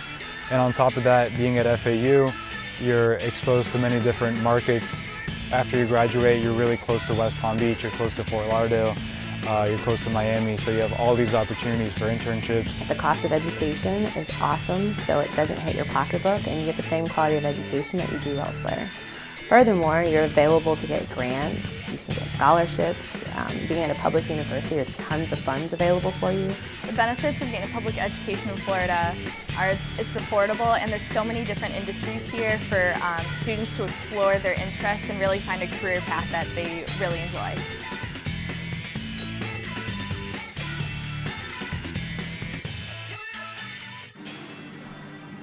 All right, everybody, welcome back. Louis DiPaolo, G. Ancona. G, what a great first period it was. Exciting, dominant, but still just a 2-1 game. Yeah. Oh, I'm sorry. Yeah, an exciting period. I mean, we saw a lot of action from UCF to start that one off, and then I think Bucci-Gross had that one chance, and then ever since then, a couple more, more and more chances for the Owls. Right. We saw a great goal by Comtois Tuman. Right, and so. Now, the Owls will have a chance to start this period on the power play. We'll see if they use that to their advantage. Here's a first replay we want to go over. This is the first goal of the game. It's power play with Renner and JT in front. Yeah, that JT Fuller, like I mentioned, 6'5", 220. Using that frame to his advantage, parks himself right in front of that net front. Now, the next replay we want to show you is highway robbery. Take a look at this. So here we see Colin Jackson gliding right across the high slot, and then Robert Renner kind of sneaks his way around everybody, and then at his knees swipes at the puck, and then McMullen makes a great sliding save. So at that point, it's 1-0, and the tables were tilted clearly in favor of the Knights, and then this happens. So here we got Bartoshevitz. Little turnaround pass, finding Comtois Tuman. That was absolutely a terrific play, a terrific pass, As you see, he went after the puck. He turns and he looks, and he makes a perfect pass right to the stick. And then the final goal of the period, we'll take a look at Renner again. So Colin Jackson doing what he does best. He's got great edge work here, and then he goes right to the net. And then Renner, I mentioned it briefly earlier, Renner's been very aggressive going up and heading into the play, especially when the Knights have zone time like that. And he gets the goal at the net front. So we are going to start this period now. It's going to be a Michael T. Gibson penalty kill. Dre is going to be in the box. Hey, how about my intermission interview with Sam Watson? What a great kid from Delaware, Ohio. Just so nice, respectful. Like, he gets it between the ears, G, not just on the ice. So, Renner now. Renner and Watson. Once teammates, now foes. We'll have a minute 27 left in Dre's penalty. Back behind the net. That's Baker. He's going to set up. Clean sheet of ice. Again, this power play running only about 15%. Renzi comes in. I can tell you why. Coach will look at that tape. You got to the slot and you don't take the shot. Now you take one out here. Loose puck picked up. They've had a couple of opportunities when Coach Yagoda and Grandinetti look. They'll see that there's opportunities for a shot and they haven't been able to do it. They just haven't pulled the trigger. And a wise man by the name of PK Subban always used to say you got to take what they give you. And I thought for sure Renzi was going to take it right up the middle and just rip it. Yeah. Coming right back. And what a great, a great piece of information where Watson said that, Yagoda and Grandinetti help them with life things, not just hockey stuff. Like, that's what it's all about here in college hockey. This is what we do. It's all about your players. There's a shot, not one, but two saves by Andrew. The puck goes all the way back down. 5 seconds left. Dre will be back out. And we go back to even strength. So, 2-1 Owls. Could not get something going on that power play. But they're in the game. McMillan holds on to that. 18:08 left, second period. Well, a great job killing that penalty kill are the Knights. Their top defenseman was in the box. Joe Dre, he had a couple of blocks in that first period. He had that one play where he put his stick right in the lane. Would have been an empty tap-in for the Owls. But he's on the bench now, and he's going to be back out here in the second period. And we're sure he'll make some great plays. That got by Flanagan. Owls looking to make a play. They got a man stuck right in the crease. That's Norton.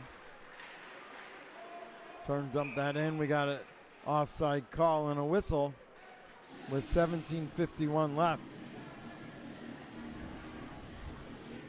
As I mentioned, really good crowd in here again. UCF building fan base every game. It seems like we've got 90% or more capacity, which is just terrific to see. Action Jackson up off the wall, miss Payne. Payne's going to come in. Payne's got some speed. If you missed the pregame, you heard me talking with Coach Brewster about with these new additions that the Knights have this semester. They've got lots of options and choices now. Sometimes he said maybe too many. You've got guys sitting that want to play and can play, but it's just the nature of the beast. That's just the way it rolls. Bouncing puck behind the net, controlled by the Owls. They bring it back up top. That shot off the stick of Strum goes back to the other side. They just missed Jackson. Will have an icing call and a whistle. Strum nearly played that. 16:49 left. I think if that last pass was a little bit more direct, You could have seen a Colin Jackson breakaway, or at least a 2-on-1 there for the Knights. Unfortunately, that pass a little too far wide, and we have an icing call. Action Jackson in to take the draw. He's going up against Bartoshevitz. Bartoshevitz again with the goal for FAU on just a tremendous pass. Oh, he made the pass, my bad. It was Bartoshevitz with the pass, and it was Comtois Tuman with the goal. Santiago in to take that draw. Knights able to pick it up. Action Jackson. He just retreats all the way back into his own end. Bouncing puck, Renner there. Gets by Codsey. Coming in, Comtois Tuman, he pulls up. CT lost that one.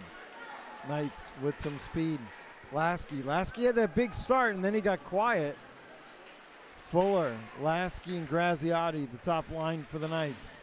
Graziotti there with the poke check, battling down into the corner. Puck comes back up to Lasky. He makes one move, makes another. Lasky right out in front. That was blocked. Carrazzo back up top again. Owls just turned, dumping in. Right on top of Mr. Andrew Cass, who holds on for a whistle. Yeah, I think one thing that we failed to mention at the break, Lewis, was the chance that Aiden Lasky had on the penalty kill. Him and Graziotti with a big chance. And he was inches away from getting another goal for the Knights team, but couldn't tuck it home on the forehand. So we've seen some great buzzing around on that penalty kill, at least from Graziotti and Lasky. McMillan with the long clear, tried to get it to Inicelli, couldn't do it. Dre picks that one up. Miss Mueller, icing call and a whistle. Little sloppy start to the second period by both teams. We'll see if the Owls can win this face-off. Face-off going to be to the left of Cass. No, they move it to the right. Renzi in to take the draw. He's got Butchergrass on one side, Baker on the other. Bucci just fires that one toward the net. Owls trying to keep it deep. Dre battling along, bouncing puck. Ethan Annexy, first game as a Knight. Got a delayed call coming up as Cass went in.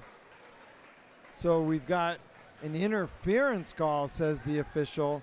It's going to be against the Owls. We're going to have a Seminole Money Tree power play coming up with 15:11 left. Butchergrass in, kind of a double whammy, right? Because now you're going to be shorthanded and you lose one of your best players in number 2 for the blue and red. Indeed. Butchergrass, in my opinion, was probably the Owls' top defenseman in that first period. So it's going to be a big loss for them on this power play. Flanagan now. Flanagan takes a shot, save. McMillan, 26 saves already on 28 shots. He's been tremendous. It could easily be 4 or 5 goals for the Knights.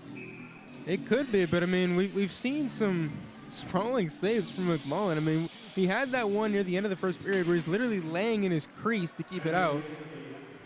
There's Flanagan. Renner's shot, that's deflected, comes back up to Flanagan. Just backhands it to Graziotti, cycles it down. Dre comes in, looking for a give and go. They bring it back up top to Flanagan. And Fuller runs into the back of the net and takes it off. The big fella from Tampa, JT Fuller. He's like, the guy pushed me. There are not too many people are going to push Fuller. He's 6 foot, what is he? 6'5". Yeah. 6'5", 220. Yeah. I think another thing to point out is he's got 72 penalty minutes. He leads the Knights in goal scoring and point scoring, but he also leads them in penalty minutes with 72. Yeah. Dietz is the same way with USF, with the Bulls. It's crazy. So he's on the scoreboard one way or another. JT Fuller making himself known the sophomore from Tampa.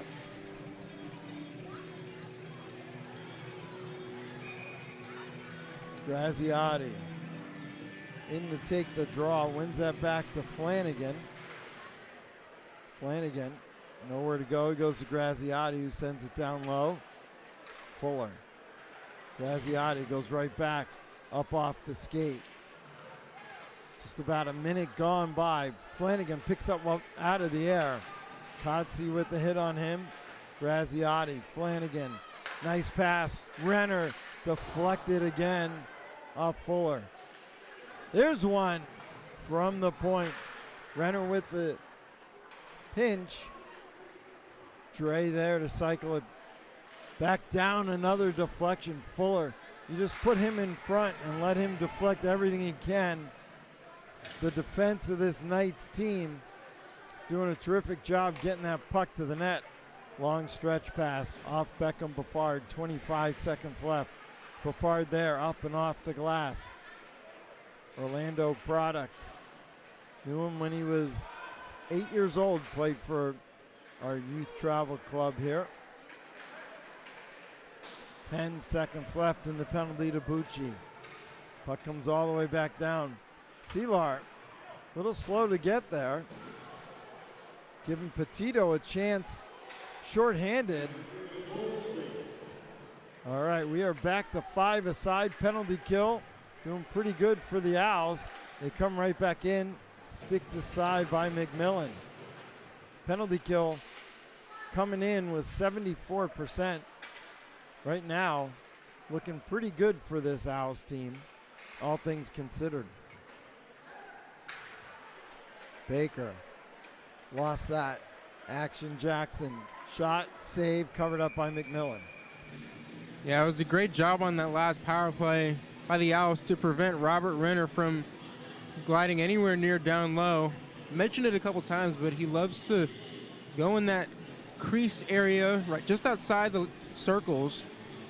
A great job from the Owls blocking him off. Face off to the right of McMillan. Bouncing puck comes to center. Flanagan covering up. Nice job. Petito getting that puck deep to Watson.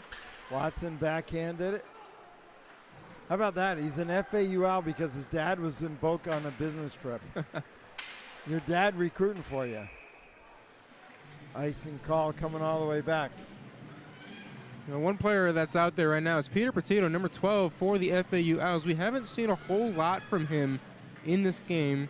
He is one of the Owls' top scorers. Second, right? Second, yep, second. Behind Sam Watson. So we'll see if he's got anything going for him in the second period. But when you're down 2-1, you need a little bit more juice, a little bit more energy from your top guys, and certainly Petito.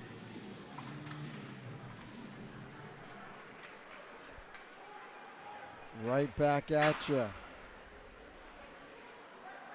Uh-oh. Coming right in. Shot, pad, save again by Cass. Dangerous puck. That's Mueller. They got to tag up. They'll come right back. Mueller on the forecheck. Spinning, going back is Bayona. That's up and off a stick into the netting. We'll have a face-off with 11:44 left. Second period. Jersey giveaway with 23 members in attendance are Alpha Sigma Kappa.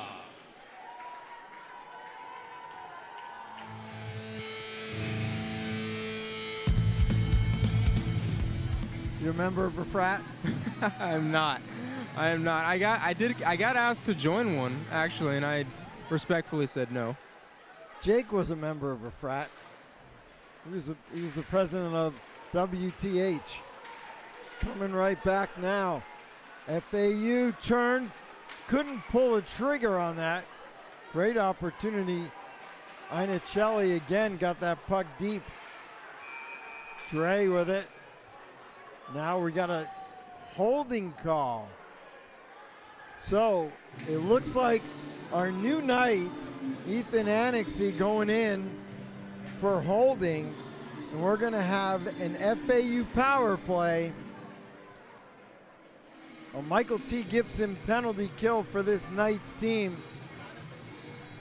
Yeah, that's a good eye by the officials there. I believe it was John Bayon, a crash in the net, and his stick was tied up by Annexy. That wasn't the issue, but then for a few seconds afterwards, Annexy kept holding onto the stick, and you can't do that. You got to let it go.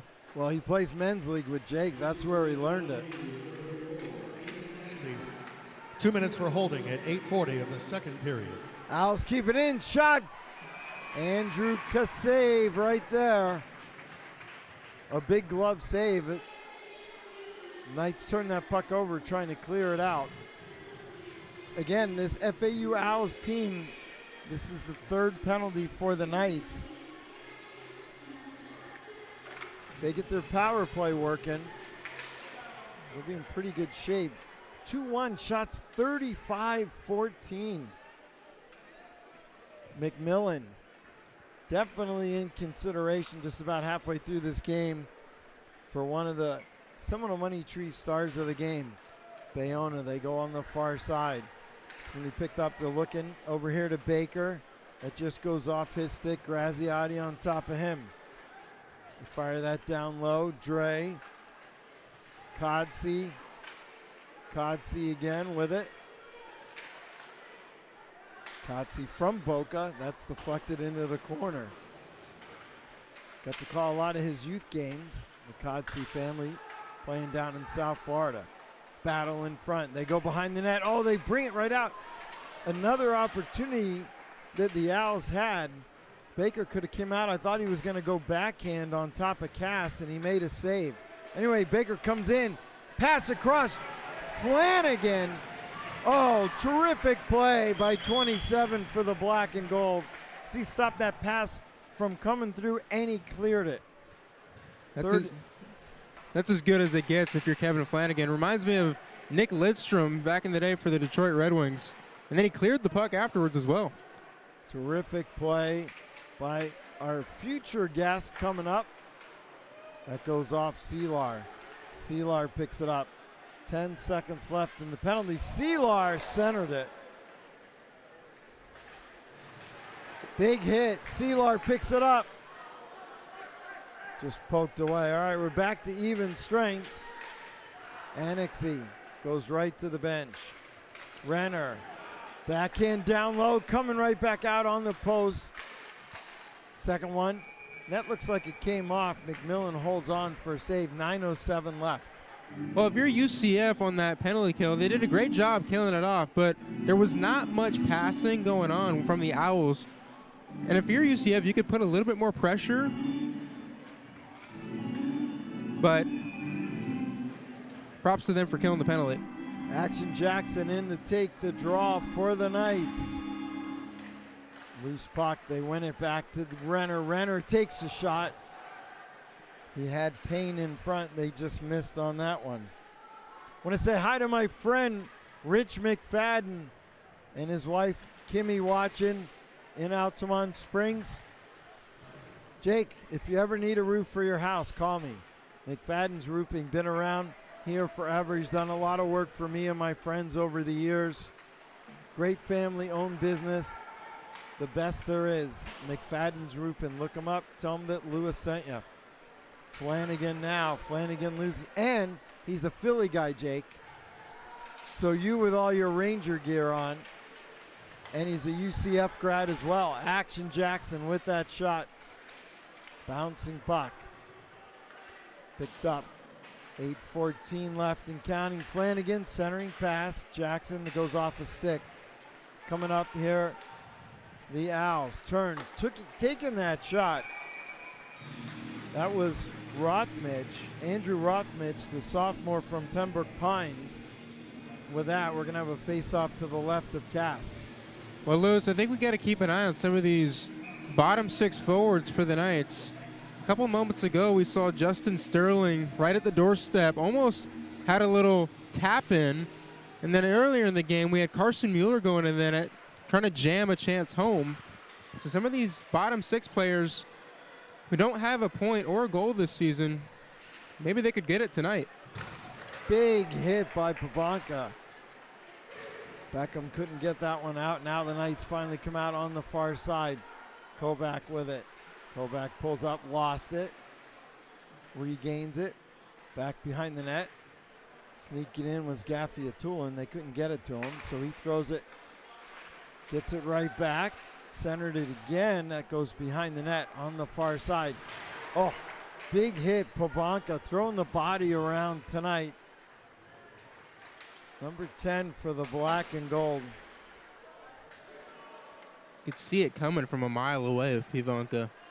Guy loves to throw his body around. Kovac now, center ice. Kovac poked away. Owls. Pavanka was going off. He's got to come right back on. That was up and over the head of Cass. They had a man right out in front and couldn't get him the puck. Never want to see the goaltender jump like that. Now, I was going to say, I mean, I don't think I've ever seen a player deliberately float the puck right above the goaltender's head, but it almost worked because they put some great pressure on that forecheck just after. Yeah, his mom texts me like he's not a basketball player. He shouldn't be jumping. Keep him on the ice. Renzi gets that puck deep. Down low, there's a battle in front. There's a big battle in front. Couldn't pull the trigger. Still battling down there is Bayona. Referee lets him play on. John Bayona from British Columbia, shot and a goal! We got a tie game, baby! Take a look at this replay here. Well, this is a brutal giveaway by Gaffiatulin, and then sniffing it out as Bayona sets up Ian Acelli all alone in front. Ian Acelli had a big chance earlier in the first period, and finally he cashes in, tying this game at 2. In a game that has been dominated by this UCF team. We saw it again last week, and Coach was talking about it on the pregame with me if you missed it. They had a 3-goal lead against Embry-Riddle. He said, guys, relax. Like 3 shots can be made up really quick. 86, Chris Iannicelli. Assist by number 87, John Bayona. Time of the goal, 13:55 of the second period. So there you go. 17 shots for this FAU team. You heard Sam Watson right there during my interview. There's a shot. Oh, what a save! Fuller. But you heard Sammy Watson say never quit. Take a look at this save, boys. Well, this puck is pinballing around like a pinball machine. This is a great turn here by Graziati. And then he finds the stick of Lasky, who then gets a one-tap pass for Fuller. And then he continues to dig away at the puck, but it was stuffed up by McMillan. There's a shot, another save. Loose puck, scramble in front and whistle. Jake Rahano, college's best cameraman. We want to know, what do you know about pinball machines? You're 20 years old, right? 21? How old are you? I turned 21 this summer. You will turn 21. Well, I know good. Props to my dad. Did you Google it? No. My dad showed me what a pinball. He's taken me to arcades and he's like, "Yeah, this is a pinball machine. I played this a lot in the '80s." I was like, "All right, Dad." It's easy to get addicted to. The best pinball machine ever. There was a Kiss pinball machine. Jake, do you remember that? Kiss had everything. They had one of my favorite bands, right? Yeah, me too. Kiss had their own pinball machine. You can Google that, you baby Knight. Your dad probably played it up in New York, being from there. He probably did. Big hit down in the corner. Oh, boy. Turnover again. Coming right back out. Oh, it's loose in the puck. They're in the paint. The puck in the paint. Take a look at this one. Holy cow. Well, I mentioned that Peter Petito hasn't had much action tonight, but there it is. Puck gets floated up to him, and he's got a chance all alone. And then this puck just squeaks through Cass. But a good heads-up play and quickly twirling around and covering it with his glove. FAU not going away. We got a tie game.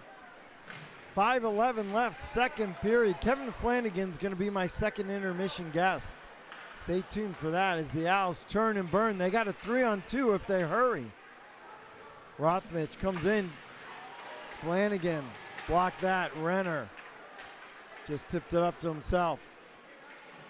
The big fella. Former junior national champion in the USPHL. Lasky there. We got an icing call and a whistle. Coming all the way back down, 4:40 left. 40 shots. And we got 4:40 left here in the second period. 40 shots on McMillan, only 2 goals. He's a stud muffin back there for this red and blue of the Owls. Well, you've mentioned Seminole Money Tree 3 stars. In my book, I think he's definitely up there. He's been tested a lot in this game. And so... And he stood the test of time so far. Indeed. Owls. Chip, I thought that was out. It went off Renner and comes right back in. Captain Carson Mueller from Minnesota. Down here, not ice fishing, but getting maybe close enough this weekend, right? Yeah. A funny story about Carson Mueller. I remember a couple of months ago, I came to one of their practices. This was before I started working with you guys here at DSPN, and I was sitting over here in these bleachers, and Carson looks across, and he gets so scared. He thinks like I'm some advisor or something. And then I walk over there, and I'm like, nah, bro, I'm just a student. I'm your age. Nice. Owls coming right back. Renzi with it. Renzi took a shot off Renner, got it to the net again, and Kasave holds on with that one. Some pushing and shoving going on with Carson Mueller and Inicelli. Renner steps in and said, don't mess with my goaltender. Renner just stepped in there like he was stepping up to a bully. Yeah. Inicelli, the freshman from Lithia, Florida. Yeah, Renner's not a guy you want to start a fight with. Or his mother. Coming right back. Santiago, pass across. Just off the stick of Renner as he was pinching in. Renner down low. He takes Renzi down, looking for a call. No call. Comes back up. Flanagan couldn't keep that one in. He retreats to center. Bouncing puck. Renzi able to pick that one up. 3:34 left. Renzi got an 11-on-11 battle. Samuel Payne on top of him. Bouncing puck. Povanka. Jackson. They got a 2-on-1 shot. Rebound far side. I think if Action Jackson makes a save, he's got another assist on that. As McMillan went right with him. UCF's got to tag up. Should be a free out for the Owls Bayona. Nice little move there. Trying to hit Renzi on the stretch pass, couldn't do it. Gaffiatulin, Seelar loses an edge. Bouncing puck thrown in front. Oh, and a goal! How about that? For all of your mortgage needs, think Seminole Money Tree. My bad.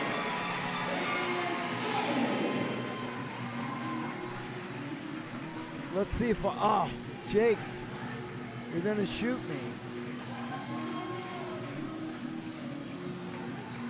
Well, this is a terrific play here. Seelar makes this play as he's tumbling down, and then Buffard doesn't give up on it as he'll throw it right towards the crease. And Joe Kovac. How about that? Kovac gets his 4th goal of the season. Knights now up 3-2, 42 shots. Go! Scored by number 3, Joseph Kovac. Assisted by number 16, Pregame Buffard. Time of the goal, 17-18 of the second period. All right, cast behind his net now. UCF back up again, 3-2. Seelar. They were up 1-0. They Knights started off on fire. McMillan kept the Owls in the game. The Owls battled back to tie it, and then UCF went up 2-1, tied again at 2-2, and now Kovac with the goal to just put them up. Minute 40 left. Again, stay tuned. I'm going to have my second intermission guest with Kevin Flanagan from South Florida. Mr. Plantation Proud, Part 2. Owls headman the puck. Watson. Turnover. Lasky dumps that one in. Should have an icing call with 1:08 left. And we do. Crowd unhappy. Fuller was working to get there first. The official said no, sir. Well, Beckham Buffard had his first assist of the year on that last goal. He almost had another assist. He was out there for a long shift with Seelar, and Seelar wanted that pass as he was charging up the ice, but then Buffard elected to dump it in, and Seelar was a bit frustrated that he didn't get that puck, but he keeps his head up and he continues playing. Rich, stay tuned. You want to watch the intermission. Less than a minute left in the second period. 58.3 seconds left. McMillan holds on for a face-off to his left. Graziati in. Brewster's got the big line out for UCF. Graziati, Lasky, Flanagan, and Fuller. Fuller just missed on that. 54 seconds left. Renner chipped it in. Not in control yet. Renzi stick check from behind. Fuller takes a check, makes a play. Lasky's shot, that went up, hit the American flag. As we have 36.1 left here, second period. 44 shots already. 44 shots, 41 saves for McMullen. That was a phenomenal breakout by the Knights. A great pass by Fuller. Almost a great goal there by Lasky as he curled right around the defenseman. And another great save by McMullen, getting a piece of it and then right into the American flag.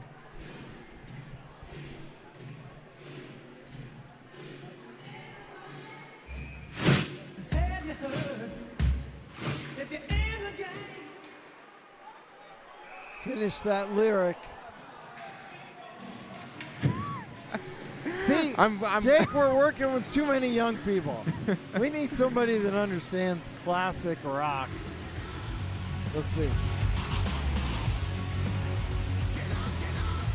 Wow, Ray's headbanging down there tonight in the PA box. If you test me again in the third, I'll be ready. Yeah, I'll be ready. Yeah, you're going to have, what do you call it?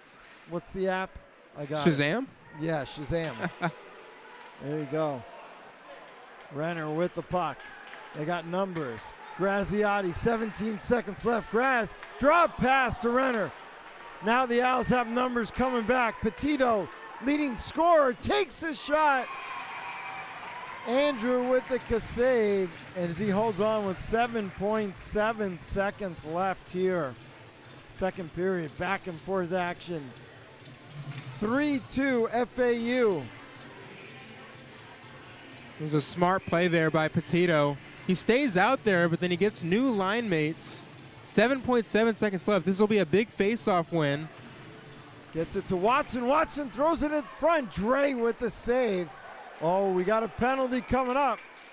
We're going to start the period while 1.7 seconds left. We're going to start the period, and it's going to be a UCF Seminole Money Tree power play. Andonovsky. Hold on. Wow, is he taking Dre?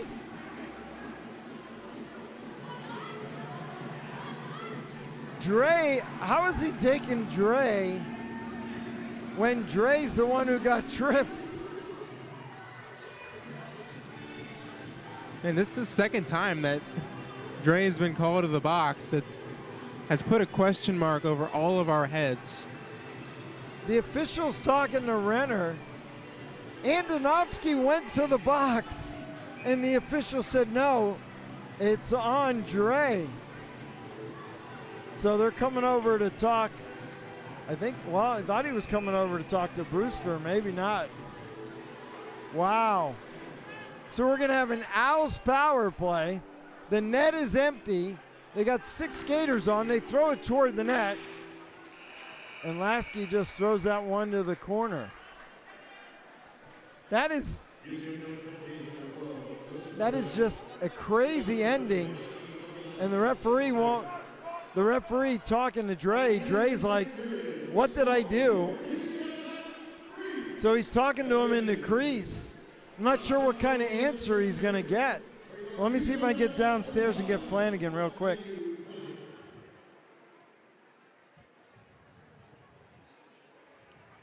Well, Owls are going to start the third period off on the power play.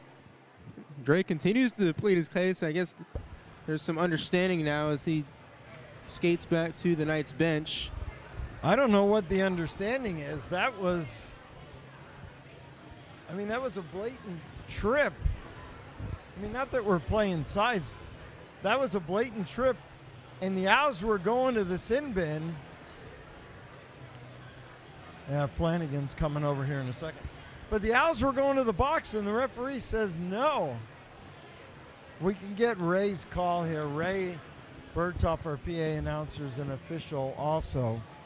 We'll see if we can get Flanagan, if he's coming over or not.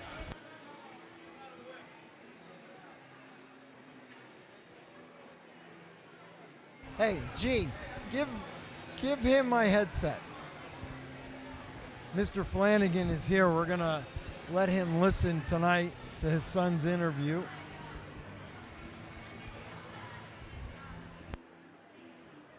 We'll have him come on up.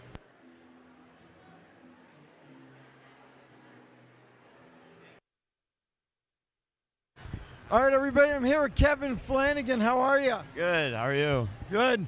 Plantation proud, second generation. Your former coach, Shane O'Donnell, from there. Talk about how you got up here to UCF, coming up from St. Thomas, huh? Yeah, St. Thomas. Why not South Plantation? I just want to know. We live close to South Plantation, but I got into St. Thomas, so it was like, why not try it out? Wow. Yeah. All right, we'll skip the St. Thomas part. Yeah. Played for the Golden Wolves and then decided to come up to UCF. What made you pick UCF? Yeah, I heard a lot of good things about the school. I mean, I'm sure as you know, there's a lot of good going for it. The academics, the sports, so it's kind of a melting pot for people and academia. So why not go? And I've loved it all 4 years. And what's your major? Finance. Good kid. We love finance majors around here. And you graduate this semester? Yeah, May. So I got a few more months and then I'm done. What are you going to do next? I don't know. See where the wind takes me. Hopefully happiness and money's involved. Those two things, that's about it. You're going to stay here in town or are you going to go back to South Florida with your dad? Dad may make you a good deal, he said. Yeah, maybe. We'll see. All right. So 4 years here. Yeah. We had Mariani when you started. And then it transferred, over to Brewster. How was that transition? No, he's been great. I mean, obviously Mariani, he's awesome. He's a great coach, great guy. Brew's been nothing but class here at our team. He's kind of thrown into the job last year. He was our assistant coach. Now he's the head coach, kind of running everything. So, I mean, he's done a phenomenal job. I think, 25 other guys in the room can say the same thing. So, yeah. Lots of good memories so far. Yeah. Still some to create. What's your most memorable experience as a UCF Knight? Oh, boy. I mean, just every year meeting the guys, it's awesome to see guys grow. I mean, I'm acting like I'm 50 years old, but it's been awesome, the last few years being on the team, watching everybody grow. They're my brothers at the end of the day, so I'm just super fortunate that I was able to meet a lot of them. Here's the cool thing. You talk about watching them grow, you being a veteran leader yourself back there for the black and gold. Now this semester, you see some new guys come in, right? Yeah. Lasky and Jay Dode came in, and tonight Ethan's playing. Yeah. What's that like? What does that mean for you as the leader to see these guys come in and bring them into the UCF Knight hockey program? Yeah, I mean, whether you're a leader, like a veteran, or if you're maybe a new guy, you came in last year, I think as long as you kind of show them the ropes, whether you're somebody that's been on the team for a few years like myself or like Joe or like Robert, or if you're a new guy like maybe Sammy or Payne, they're pretty new here, so they're still chipping in trying to help out the new guys. So it's a lovely relationship that we all have together. Well, that's really good to hear, that locker room, that bonding. You can never replace it, trust me. In the locker room, in the rink, and also outside. We've been having a lot of fun this season. Well, let's talk about right now this game. You started off, you just absolutely pummeled McMillan in net. He stood tall, 2-1, 2-2, back and forth. Late goal here, 3-2, but this FAU team won't go away. Yeah, they definitely are giving us a run for our money.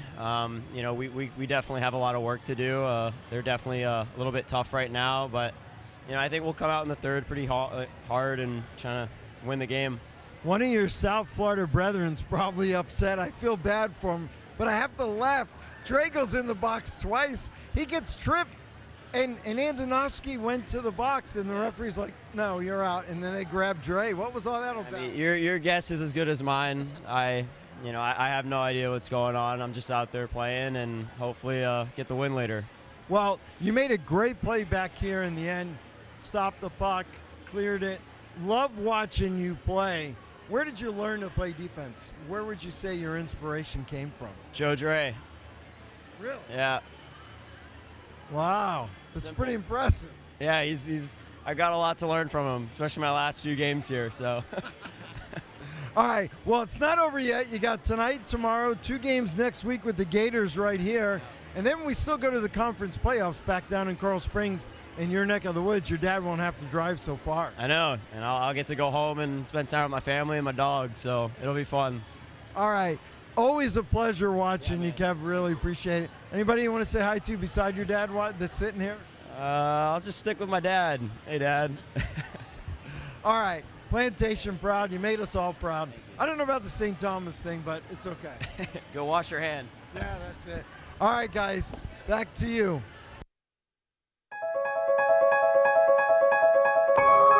It's a vision so strong.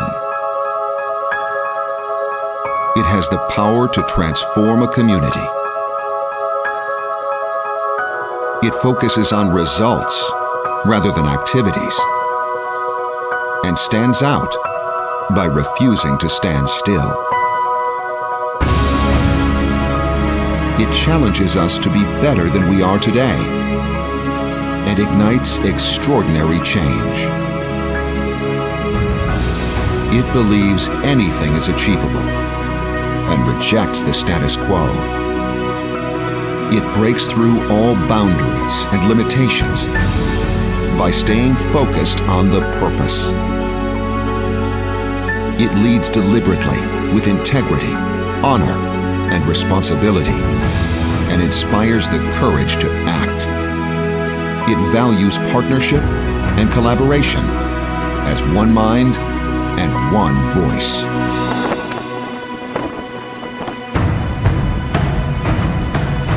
From innovation to impact, Orlando has made its mark on the world stage.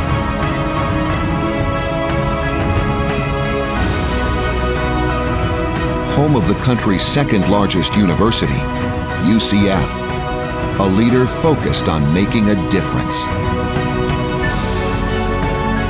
Fueled by an unwavering determination to redefine possibility, it has influenced the world forever. It's not a matter of chance. It's a matter of choice. UCF.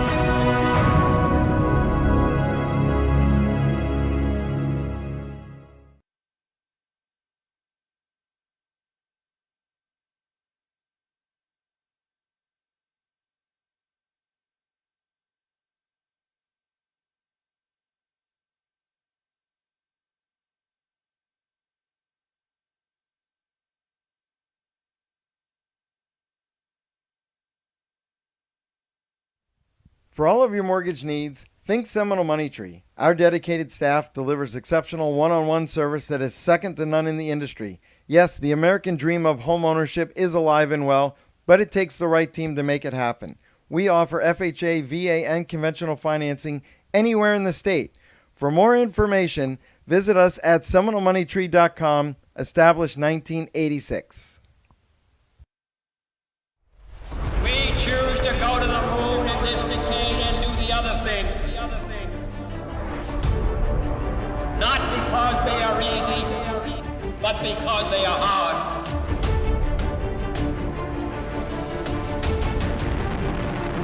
Mercy, go. SMA is go.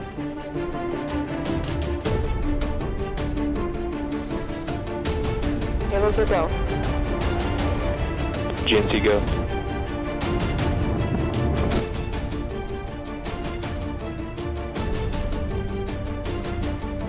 Prop go. AVI go. NASA CE go. GC go. Go. OSM go. Go for initiate terminal count. FTS go. And resilience rises. Give you a go to resume count and launch Artemis 1. And liftoff of Artemis 1. We rise together back to the moon and beyond.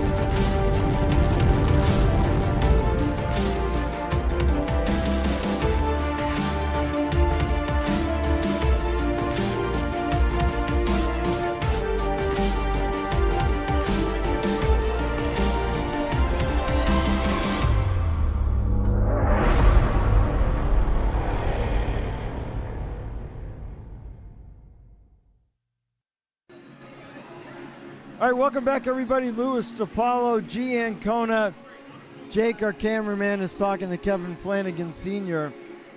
What a great kid. I love the story behind the player, because it's not just about the game. I've been doing this for a long time. It's about you, G, as a young UCF student, what you're going to do with your career, what these kids are going to do with their career. That's the cool part. You know, the game is fun. I love it, right? We all love the game. That's why we're here. But to learn more about the player, where they're from, what their goals, that's the best part about what we do here at ESPN Live. Now, we got a couple of replays we want to go over. We got a couple of really good saves. We'll start with this. Oops, hold on here. My bad. My bad. Let's go here. Boom. Okay, talk about this, G. So the puck gets circled around. Jacob Graziati with a good stop up here. And then he gets it right in front to Lasky. And a nice one-touch pass. And then right at the doorstep is Fuller, jamming away 3 or 4 times, and a great save by McMillan. And then, you know, we were talking about the back-and-forth game, the big saves. Right now, guys, the shot's 45-20 in favor of this Knights team, but it's just a one-goal game. Here's another reason why. Watch this. Now here, the puck gets scooped up ahead to Peter Petito, and he's got some space. He'll rip a shot from point-blank range, and then it almost squeezes through Andrew Haas right under that left armpit, but he's ready to turn around and cover that puck up before it gets too far, because there was another Owls player crash in the crease. Yeah, they just got by his glove, and then, like you said, sitting in the paint, able to cover it up. Fortunate play for the Knights. But the reason we are at 3-2 right here on your screen. So look at this play from Seelar. As he's falling down, banks it off the boards to a streaking Beckham Bouffard, and then crashing the net is Joe Kovac. Perfect place to go to the net, perfect place to get a goal. He gets his 4th goal of the year. Beckham Bouffard, his 1st assist on the season, but a great play all around from all 3 of those forwards from UCF. Beckham Bouffard, the Orlando Youth Hockey Program product, one of many that come from the program here, the travel program. I ran it for 17 years. I got to see these kids from when they were little all the way through. Jake's son, Danny, was a player in the club. He was an intern for us, and then he became a UCF player. Now he's graduated. So again, more story behind the players. Beckham Bouffard, again, was one of my last mic groups here. So it's pretty cool to see him grow up and play here. The funny part about UCF versus FAU, when you look at the roster, 2 state schools, a lot more Florida kids on the roster for UCF. FAU, they've got 1 kid from British Columbia. They've got 1 from Toronto, 2 from Toronto. They got 1 from Quebec as well. Yeah. Yeah. So they've got them from all over. They got some from New York. Terry is from Long Island. Different geographic regions the Hockey in Paradise is recruiting from. They got 2 great teams down there. The Gators beat D2 tonight, 6-4 in Boca. College Hockey South on the YouTube channel. I'll be there for the College Hockey playoffs, College Hockey South Conference playoffs. This UCF Knights team is going to be there. They could make some noise in the playoffs, especially with these new guys they've got here. You know, Lasky, Dode's not even playing tonight. Ethan is getting a chance. But you heard Flanagan talking about that bonding and the love that they have in the locker room. That can make a big difference in the conference playoffs. Indeed. I think, you know, when players are in the locker room, right, that's the time where you make some of the biggest memories. That's where some of the most pivotal moments of the season are, right? Without that brotherhood, without that bond, right, there is no team, right? And so I think, you know, building those relationships definitely plays an effect on the ice because you're able to understand each other more. You're able to develop that chemistry, and it ultimately increases the production of your team. Well, the players are getting ready to come back on the ice. The officials will be back out in just a minute, and we will return with the third period after a message from our sponsors. The Orlando Ice Den Pro Shop is your one-stop shop for all your hockey needs. The Pro Shop carries all lines of the top protective gear and equipment. The Ice Den staff is trained to fit you in the right gear and recommend the best equipment for your skater skill level. Stop by the Ice Den Pro Shop now, or you can call them at 407-916-2552 and tell them that Lewis sent you.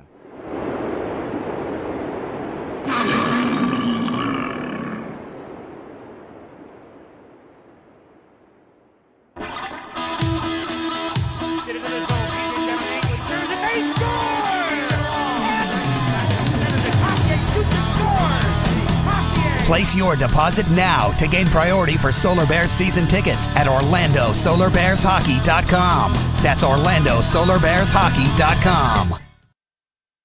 I'm attorney Michael T. Gibson. You will never see my firm parade around its clients with large cardboard checks that suggest they won the lottery. Years ago, I warned you that those billboard ads with cardboard lottery-type checks would send the wrong message. Thanks in part to those ads, the Florida legislature changed the laws and made it harder for you to win a case. Being injured in an accident is not winning the lottery. You need a lawyer now more than ever. If you've been in an accident, call us. Our firm and our family are here for you. Francesco's Italian Restaurant represents the best of the Mediterranean and the official Italian restaurant of DSPN Live. Indulge in a tapestry of rich and vibrant flavors straight from the heart of southern Italy. Our mission is simple: carefully preparing and serving the most flavorful Italian dishes using only the freshest local ingredients for an experience that will delight your senses. Make memories and celebrate life as you enjoy signature flavors of our authentic Italian hand-tossed pizzas, classic Italian pasta, and seafood. Francesco's is located at 400 South Orlando Avenue, Maitland, Florida. Reservations 407-960-5533 and tell them that Lewis sent you.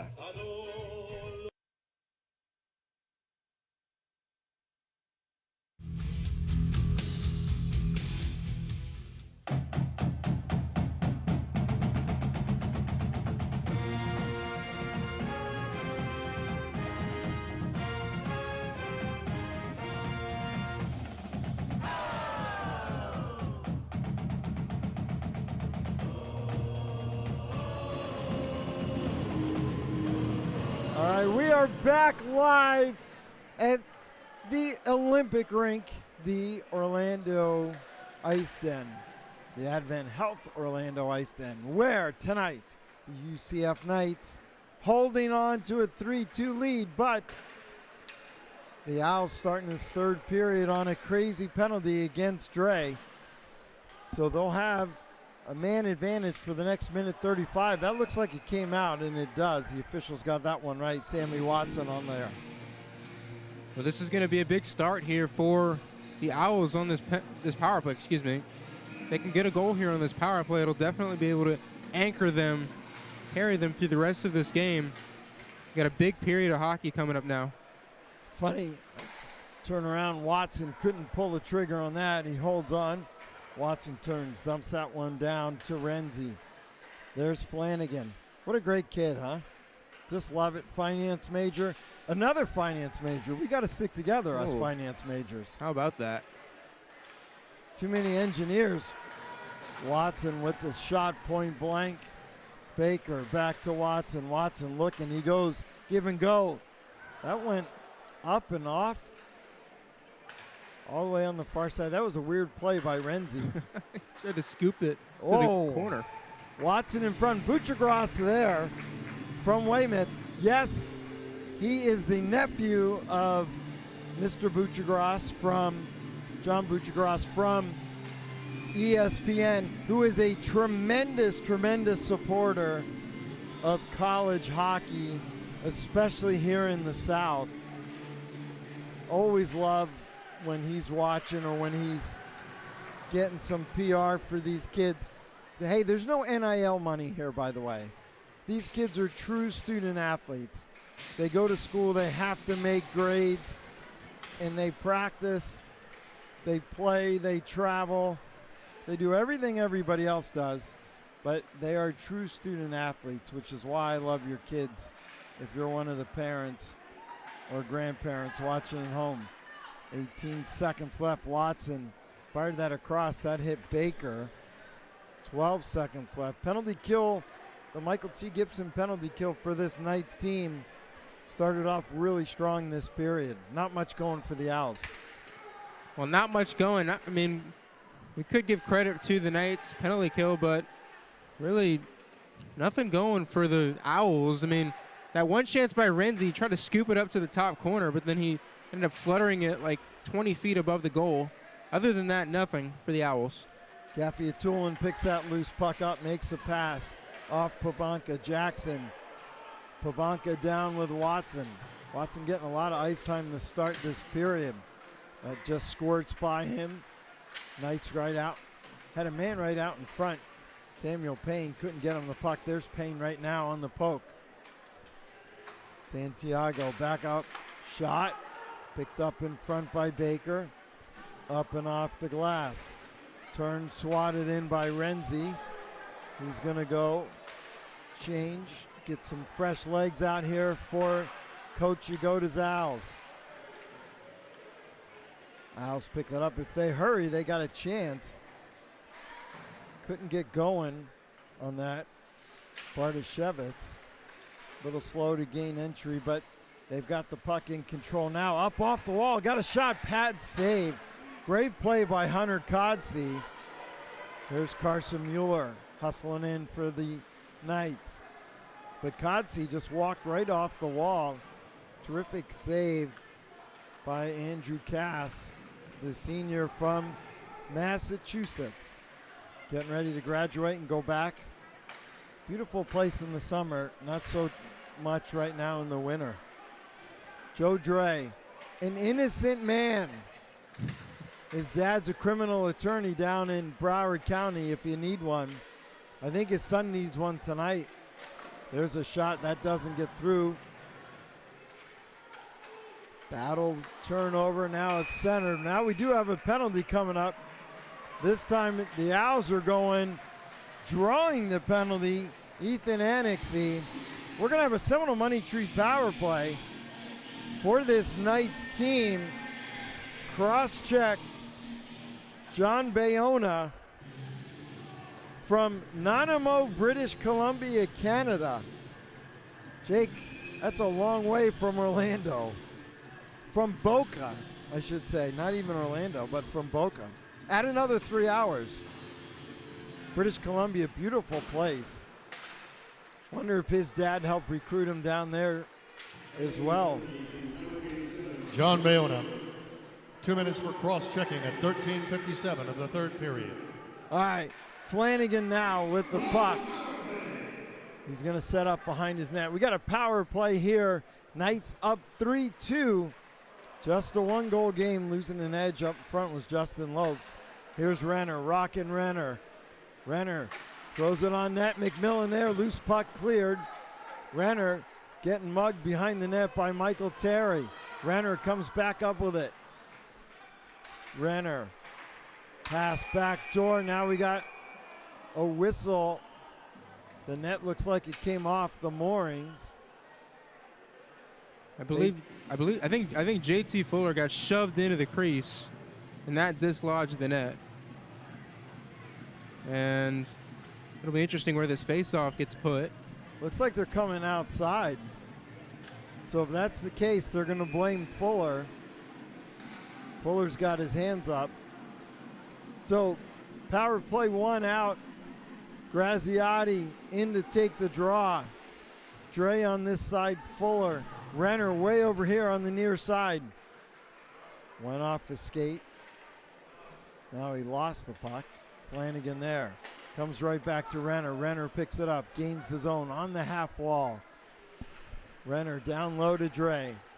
They got Fuller in front. Dre with a shot, big save. Loose puck picked up by Renner behind the net. Bouncing right in front. Oh, what a save and a scramble in front. Take a look at this. That was a dangerous carom. I mean, Joe Dre went right to the net, and then picking up the rebound was Renner, and then watch how this puck gets deflected right up into the air, right there, and then flutters, bounces right at the top of the blue paint. Hey, that's some great camera work, Jake. Ranger hat and all. I wish you'd wear your hat forward, so when I look to my right, I don't see that ugly yellow logo. It's obnoxious. But he was trying to come back to Flanagan, Renner was, and that was deflected. And as you mentioned, the carom came right out in front. McMillan right there. Here's Seelar. Seelar, another high dump in. McMillan holds on to that. Seelar from Jacksonville. Played here in Orlando a little bit. Played for Jacksonville Junior Ice as well. See if we can win this face-off here and get a quick shot. Oh, never mind. So much for that. The broadcaster's jinx. Seelar lost that. He and Renzi going at it. 20 seconds left. Now we're going to call Seelar. What's he going to call? Interference. So that will wipe out the UCF power play. There was only 18 seconds left, but the Owls, again, their penalty kill 74%, power play only 15, both getting lots of opportunities tonight. I was just about to say, each team has got 5 power plays tonight, or I should say 5 power play opportunities. Renner just forwards that one up to Fuller. Baker there. He backhands it back to Renzi. Renzi picks it up. Thomas Seelar. 2 minutes for interference at 5:39 of the third period. All right, now we got a power play here for the Owls. Renzi dumps it in. Nobody there but Flanagan. Flanagan turns. Ooh, that hit an Owls player as they were trying to clear it. Back door. Couldn't get it to Buchagras. He goes down low. Down in the trapezoid. They got Watson here. Couldn't get it to him. Bouncing puck. Petito back up top to Baker. Over to Watson. Watson looking for a give and go. Shot blocked in front by Renner. Loose puck scramble. Still not out. Backhand. That one's blocked in front by Graziati. Backhanded again. Renzi now picks it up off the back of the iron. Walked out in front. And that squirted free all the way back down. 55 seconds left. McMillan, long pass. Owls able to come in. Baker, drop pass. Watson shot. Pad save loose. Covered up. Cass busy tonight. Take a look. Oh, what a sequence this is. A quick pass as the Knights are changing. And it was Carter Baker who dropped it back for Watson. Watson will just walk in and rip it. And a juicy rebound as Buchagras was waiting, but looks like Joe Dre had good coverage there. 46 seconds left. Owls just down one. There's a shot that doesn't get through. Blocked by Beckham Buffard. 37 seconds left. They bring it back up a little slow. Carrazzo dumps that one down. Back up off the boards. He pinches in. Gets hit by Santiago. Up off the wall. Not out yet. Bouncing puck that gets by Lopes. Now it's out. Here's a battle. Couple of players going down. Good hustle. Santiago with that one. That'll earn some ice time. Codsey. Aaron pass. Owls. There's Dre. Just backhands it up to the point. Turnover. Cleared, not out. Now finally picked up by Beckham Buffard. He turns, dumps it in. On the forecheck is Seelar. Seelar, big hit down on the glass. Dre fanned on that. Owls got a chance coming in. Looking to make a move. Got nowhere to go. Got around Renner. Excellent job with the puck was Bayona. Now we got a one-on-one battle. Seelar. Seelar's got a man going. Could not get the puck could not get the puck to the center. We got a penalty here. Yeah. So behind the Samuel Payne is the one who got knocked in. I'm sorry. Go ahead. So behind the play, as Seelar was charging up the ice behind the play, Beckham Buffard, he had that shot block, and then he got in the face of that looks like Connor Moriarty, and then Connor Moriarty just gave him a little shot to the face, and then Buffard went down, causing the penalty. Everybody wants to know what's going to happen in this game. We got 11:50 left, third period action. Luis DiPaolo, G. Ancona, Jake Rahano. Rich, we're getting ready to go to Wawa. That's our usual after the game. So if you're around, tell Kimmy you'll be back. You're going to take the dogs out for a walk. Meet us at Wawa. Boston cream on me, baby. Nothing but the best for you. Is Renner. Far side. What a pass over to Fuller. He pulls that one out. Flanagan over here to Renner. Fuller down low. They got Dre in front this time. This guy's playing catch. That's deflected up off a stick. Played by a high stick. It's going to come all the way back down. 1:24 left. Power play for this UCF Knights team. This is the 6th Seminole Money Tree power play opportunity for UCF tonight. Again, UCF battling along with Embry-Riddle and some other teams for position in the College Hockey South Conference playoffs. We start February 26th down in Coral Springs. Your UCF Knights will be there, and I will be there as well. Make sure you tune in. Renner, far side to Flanagan. What a great pair those are. Those guys just know where everybody is. Renner down and out. What a stick check. What a great back check by Renner. Graziati now. Graz got that one down to Dre. Fuller back in front. Back up top. Nice hit on the far side. Comtois Tuman, but Fuller picks up the loose puck. Threw it right in front. Owls there. Baker. Nice, calm, composed. Dumps it all the way back down. Owls going to change. Cass has got to hold on with 23 seconds left and counting. Seelar. Long pass off Buffard. Strum just reverses it down to Buchagras, who lost it. Lasky in front. Strum picks that one up and over the head. 4 seconds left, and that's going to do it. All right, we are back to 5 aside. Just under 9 minutes, 50 seconds left. 50 shots for this UCF team, and we got 9:40 left. 50 shots and only 3 goals. McMillan, the story of the game so far to me. Well, McMillan has stood tall. He's been staying strong here in this game. The FAU Owls need more shots here in this third period. They only have 26 and compared to UCF's 50, but the game is 3-2. Opportunity here. Watson that just got by him. He takes a hit. Seelar down low now. UCF struggling to get the puck out of their own end. Carrazzo picks the puck up. He holds on. Backhanded it to Watson. Couldn't get it to him, though. It was intercepted by the Knights. Seelar has that one poked away. Buffard trying to help out. Watson. Petito, sauce pass to Renzi. Renzi looking. I think he was going to toe drag. Maybe one too many moves. Seelar has that poke. Comes back into the Owls' end. Taken away by Pavanka. Petito now. Petito comes in. Off of Renner's stick. Bouncing puck all alone in front. Oh, what a save. Pulling that one down out of the air. Getting the shot off. Take a look at this. Well, this play all starts out with the touch of the neutral zone by Renzi. And then this is a quick shot here by Petito that gets blocked. And Renner has no idea where it went. And none of the Knights do.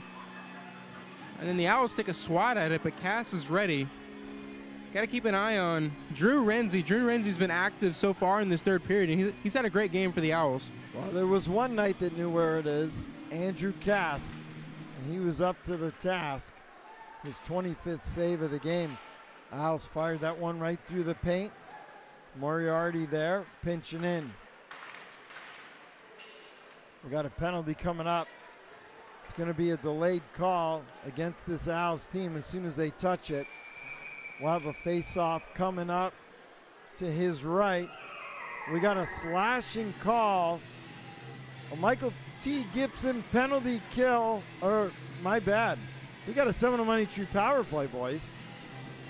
In to take the draw. Moriarty's going to the sin bin. Well, that's Moriarty's second penalty in a row. He's got to stay disciplined. I'm sure he's going to hear that talk from head coach Andrew Yagoda when he gets back to the bench, but no more penalties for the Owls as they need one more goal to get back in this game. Dre won that one. Renner trying to get it toward the net, couldn't do it. So Dre took that, and they got Graziati on the point. Right out in front, Dre just missed on that.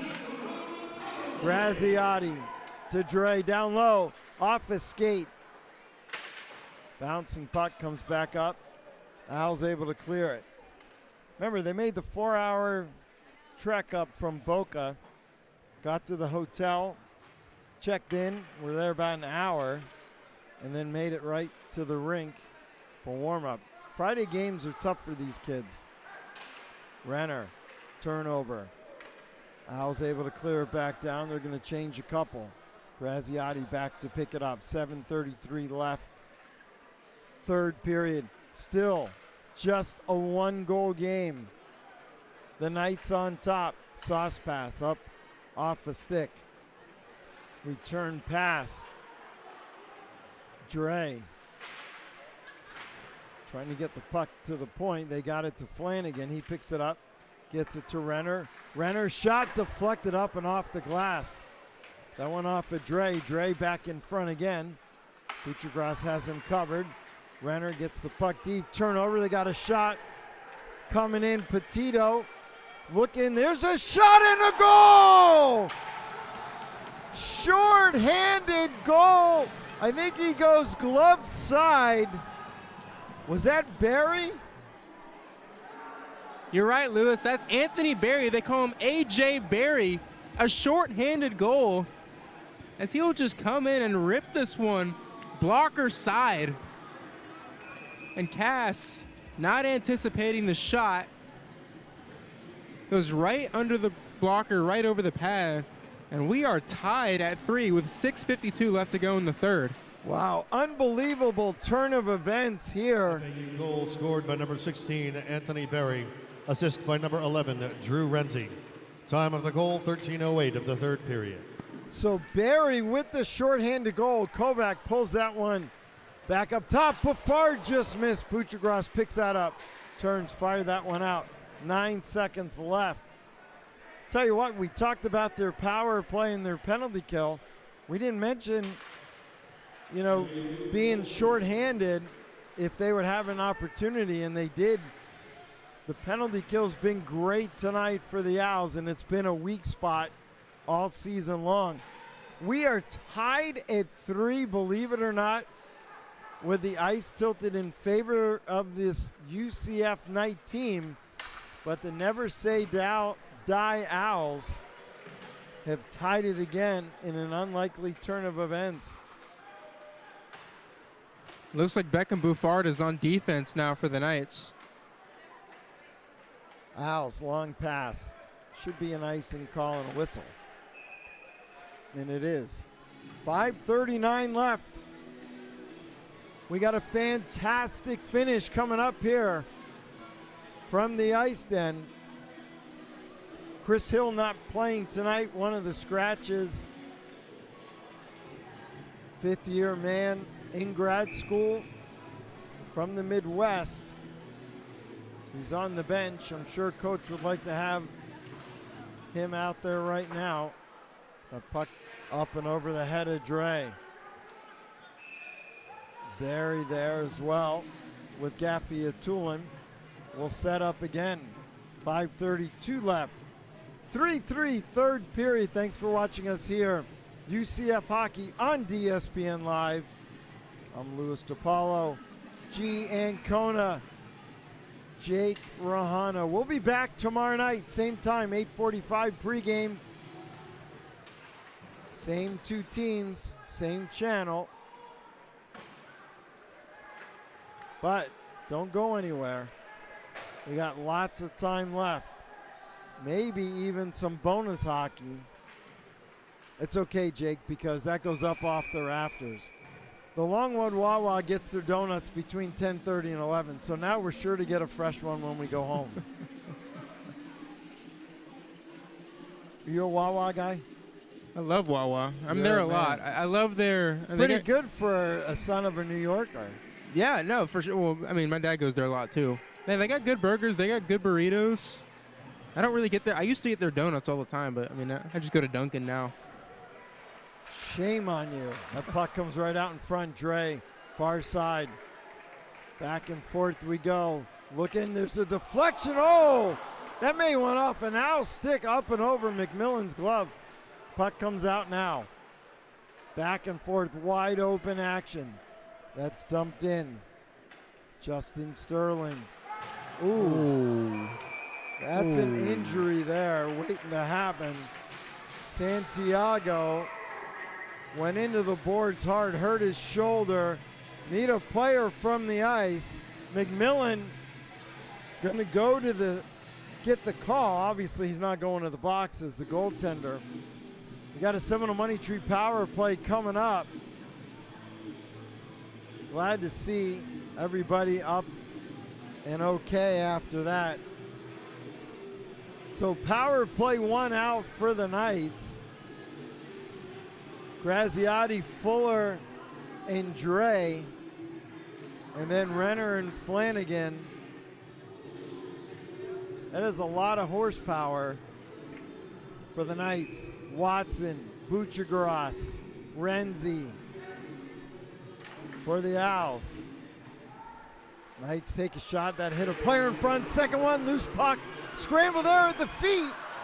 That bounces up and over. Fuller shot, fanned on loose puck in the paint, and it's cleared all the way back down. Knights had a couple of golden chances. Flanagan sets up behind his own net. He's got Renner over here on the near side. Flanny gets it to Dre. Graziati. Drop pass to Renner. Fuller picks that one up. Graziati got Dre in front, gets it to Fuller. Back to Graziati, half wall. He steps up, looking. Flanagan. 3 Knights in front, now they separate. Renner nowhere to go, so he just turns and spins and comes right back up top. Drops it to Flanagan. Owls able to clear it out to center. That's Renzi. Flanagan now picks that one up. Dre going off on the line change. Flanagan comes in, shot, blocker save. Up and into the glass, over in the corner. Action Jackson tried to pick that one up, couldn't. Cleared, not out, picked up. Jackson now, centering pass, backhand shot, save by McMillan. JT Fuller needs to walk away. Here's your replay.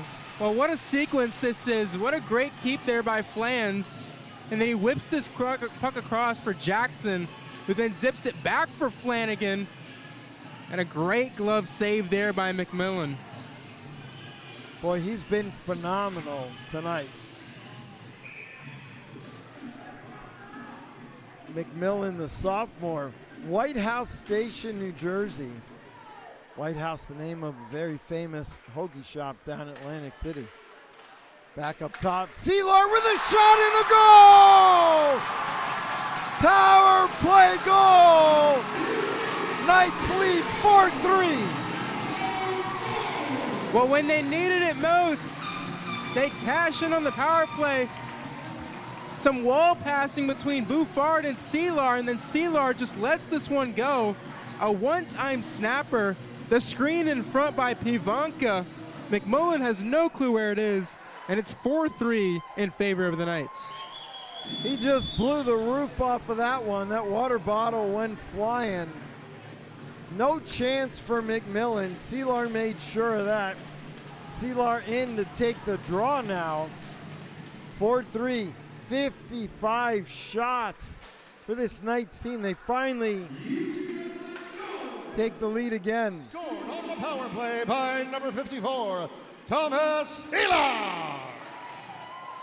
Assist by number 16, Beckham Bouffard. And number 10, Amadeo Pavanka.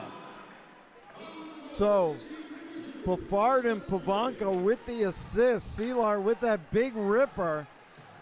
Seelar, a big, strong kid from Jacksonville. He can make a lot of difference in this Knights the rest of the season and next year with all the young talent they have. He's big, he's strong, he's got skill. He just covers a lot of ice. Pavanka and Watson there. 4-3. It's been a one-goal game the entire night. Backhanded in front, pad save. Couple of players went down. The fans going crazy in here, looking for a call. Referee says play on. Seelar comes back in, makes a couple of moves, maybe one too many. Owls still have their timeout. We'll see if they call it and when they're going to pull Mr. McMillan. Here's Renzi. Renzi missed on that pass. Renner got it back up. Coming nice through, Sterling. Shot, glove, save. A couple of players go down and get right back up. Minute 35 left.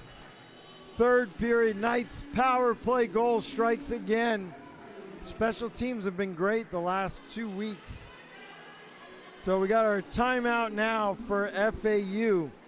Coach Yagoda with the timeout, and we'll be back in just a minute. For all of your mortgage needs, think Seminole Money Tree. Our dedicated staff delivers exceptional one-on-one service that is second to none in the industry. Yes, the American dream of homeownership is alive and well, but it takes the right team to make it happen. We offer FHA, VA, and conventional financing anywhere in the state. For more information, visit us at SeminoleMoneyTree.com, established 1986.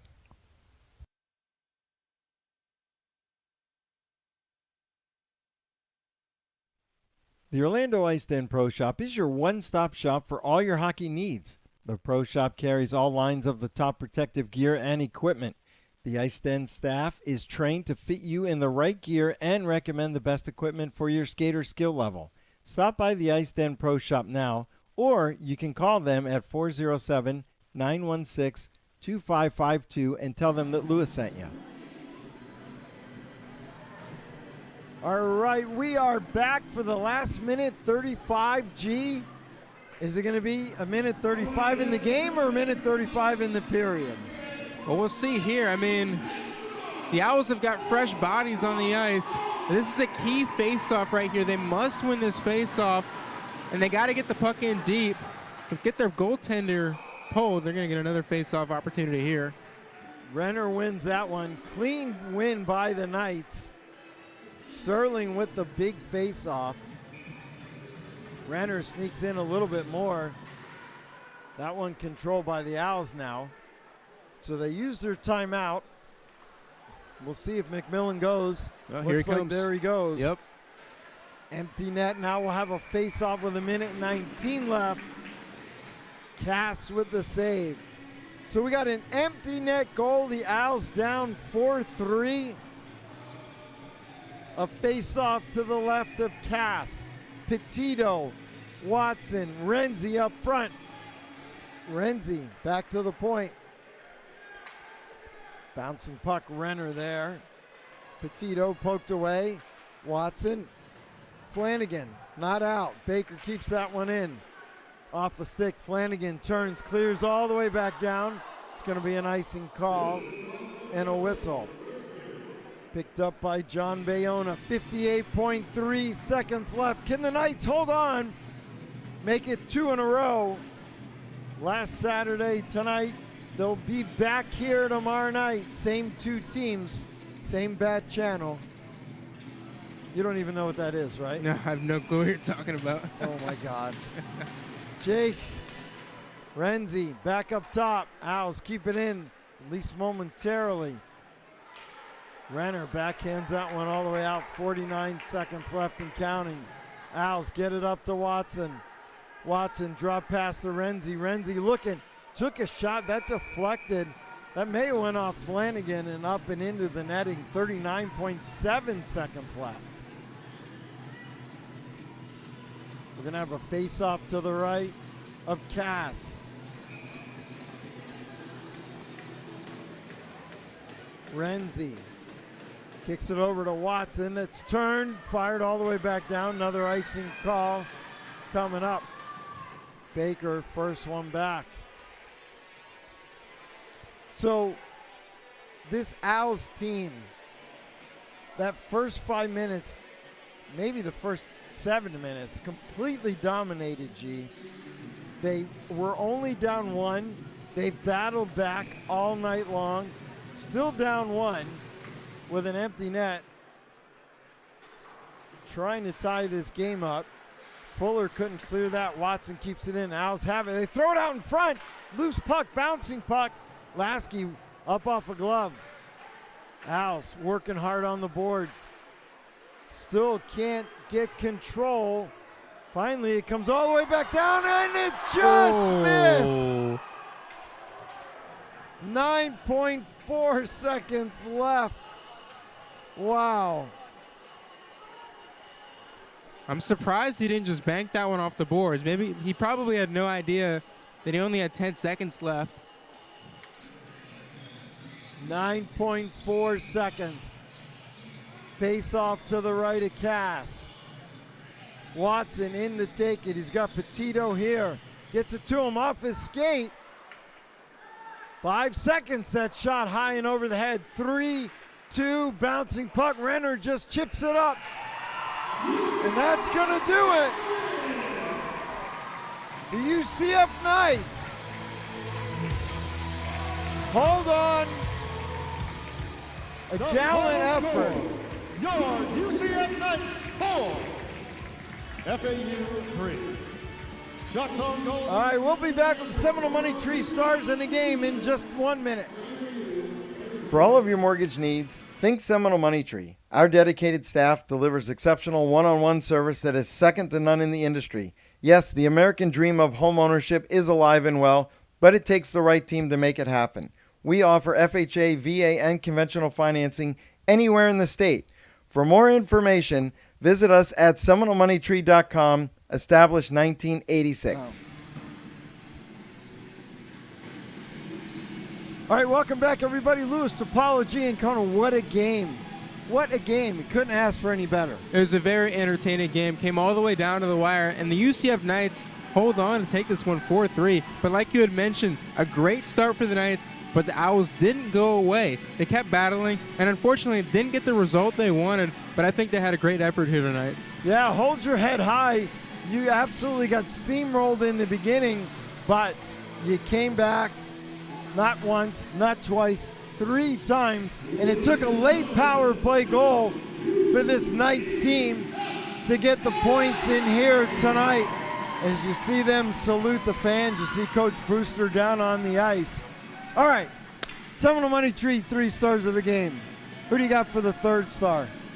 I think we got to give the 3rd star to the man who scored the game-winning goal on the power play, Tomas Silar. That one-time snapshot coming up huge with only 5-6 minutes left in the 3rd period. I think that was a huge goal for the Knights.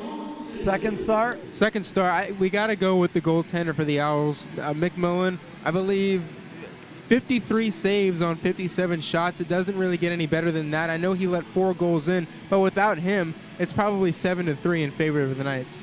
All right, the number 1 star of the game. Number 1, I got to go with Rob Renner.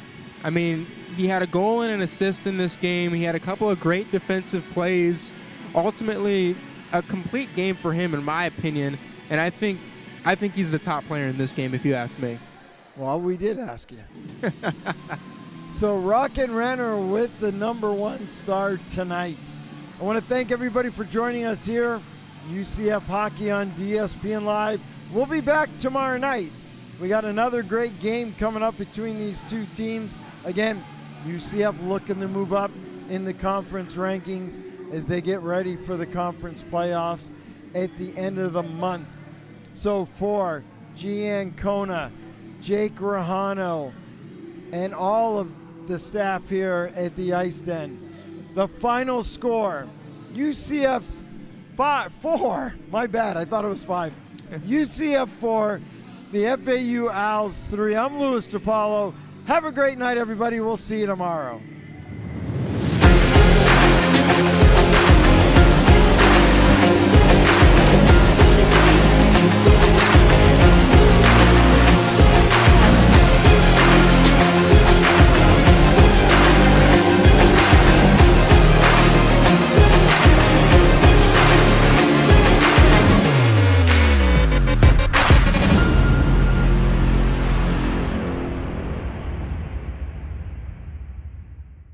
The following program is presented by DS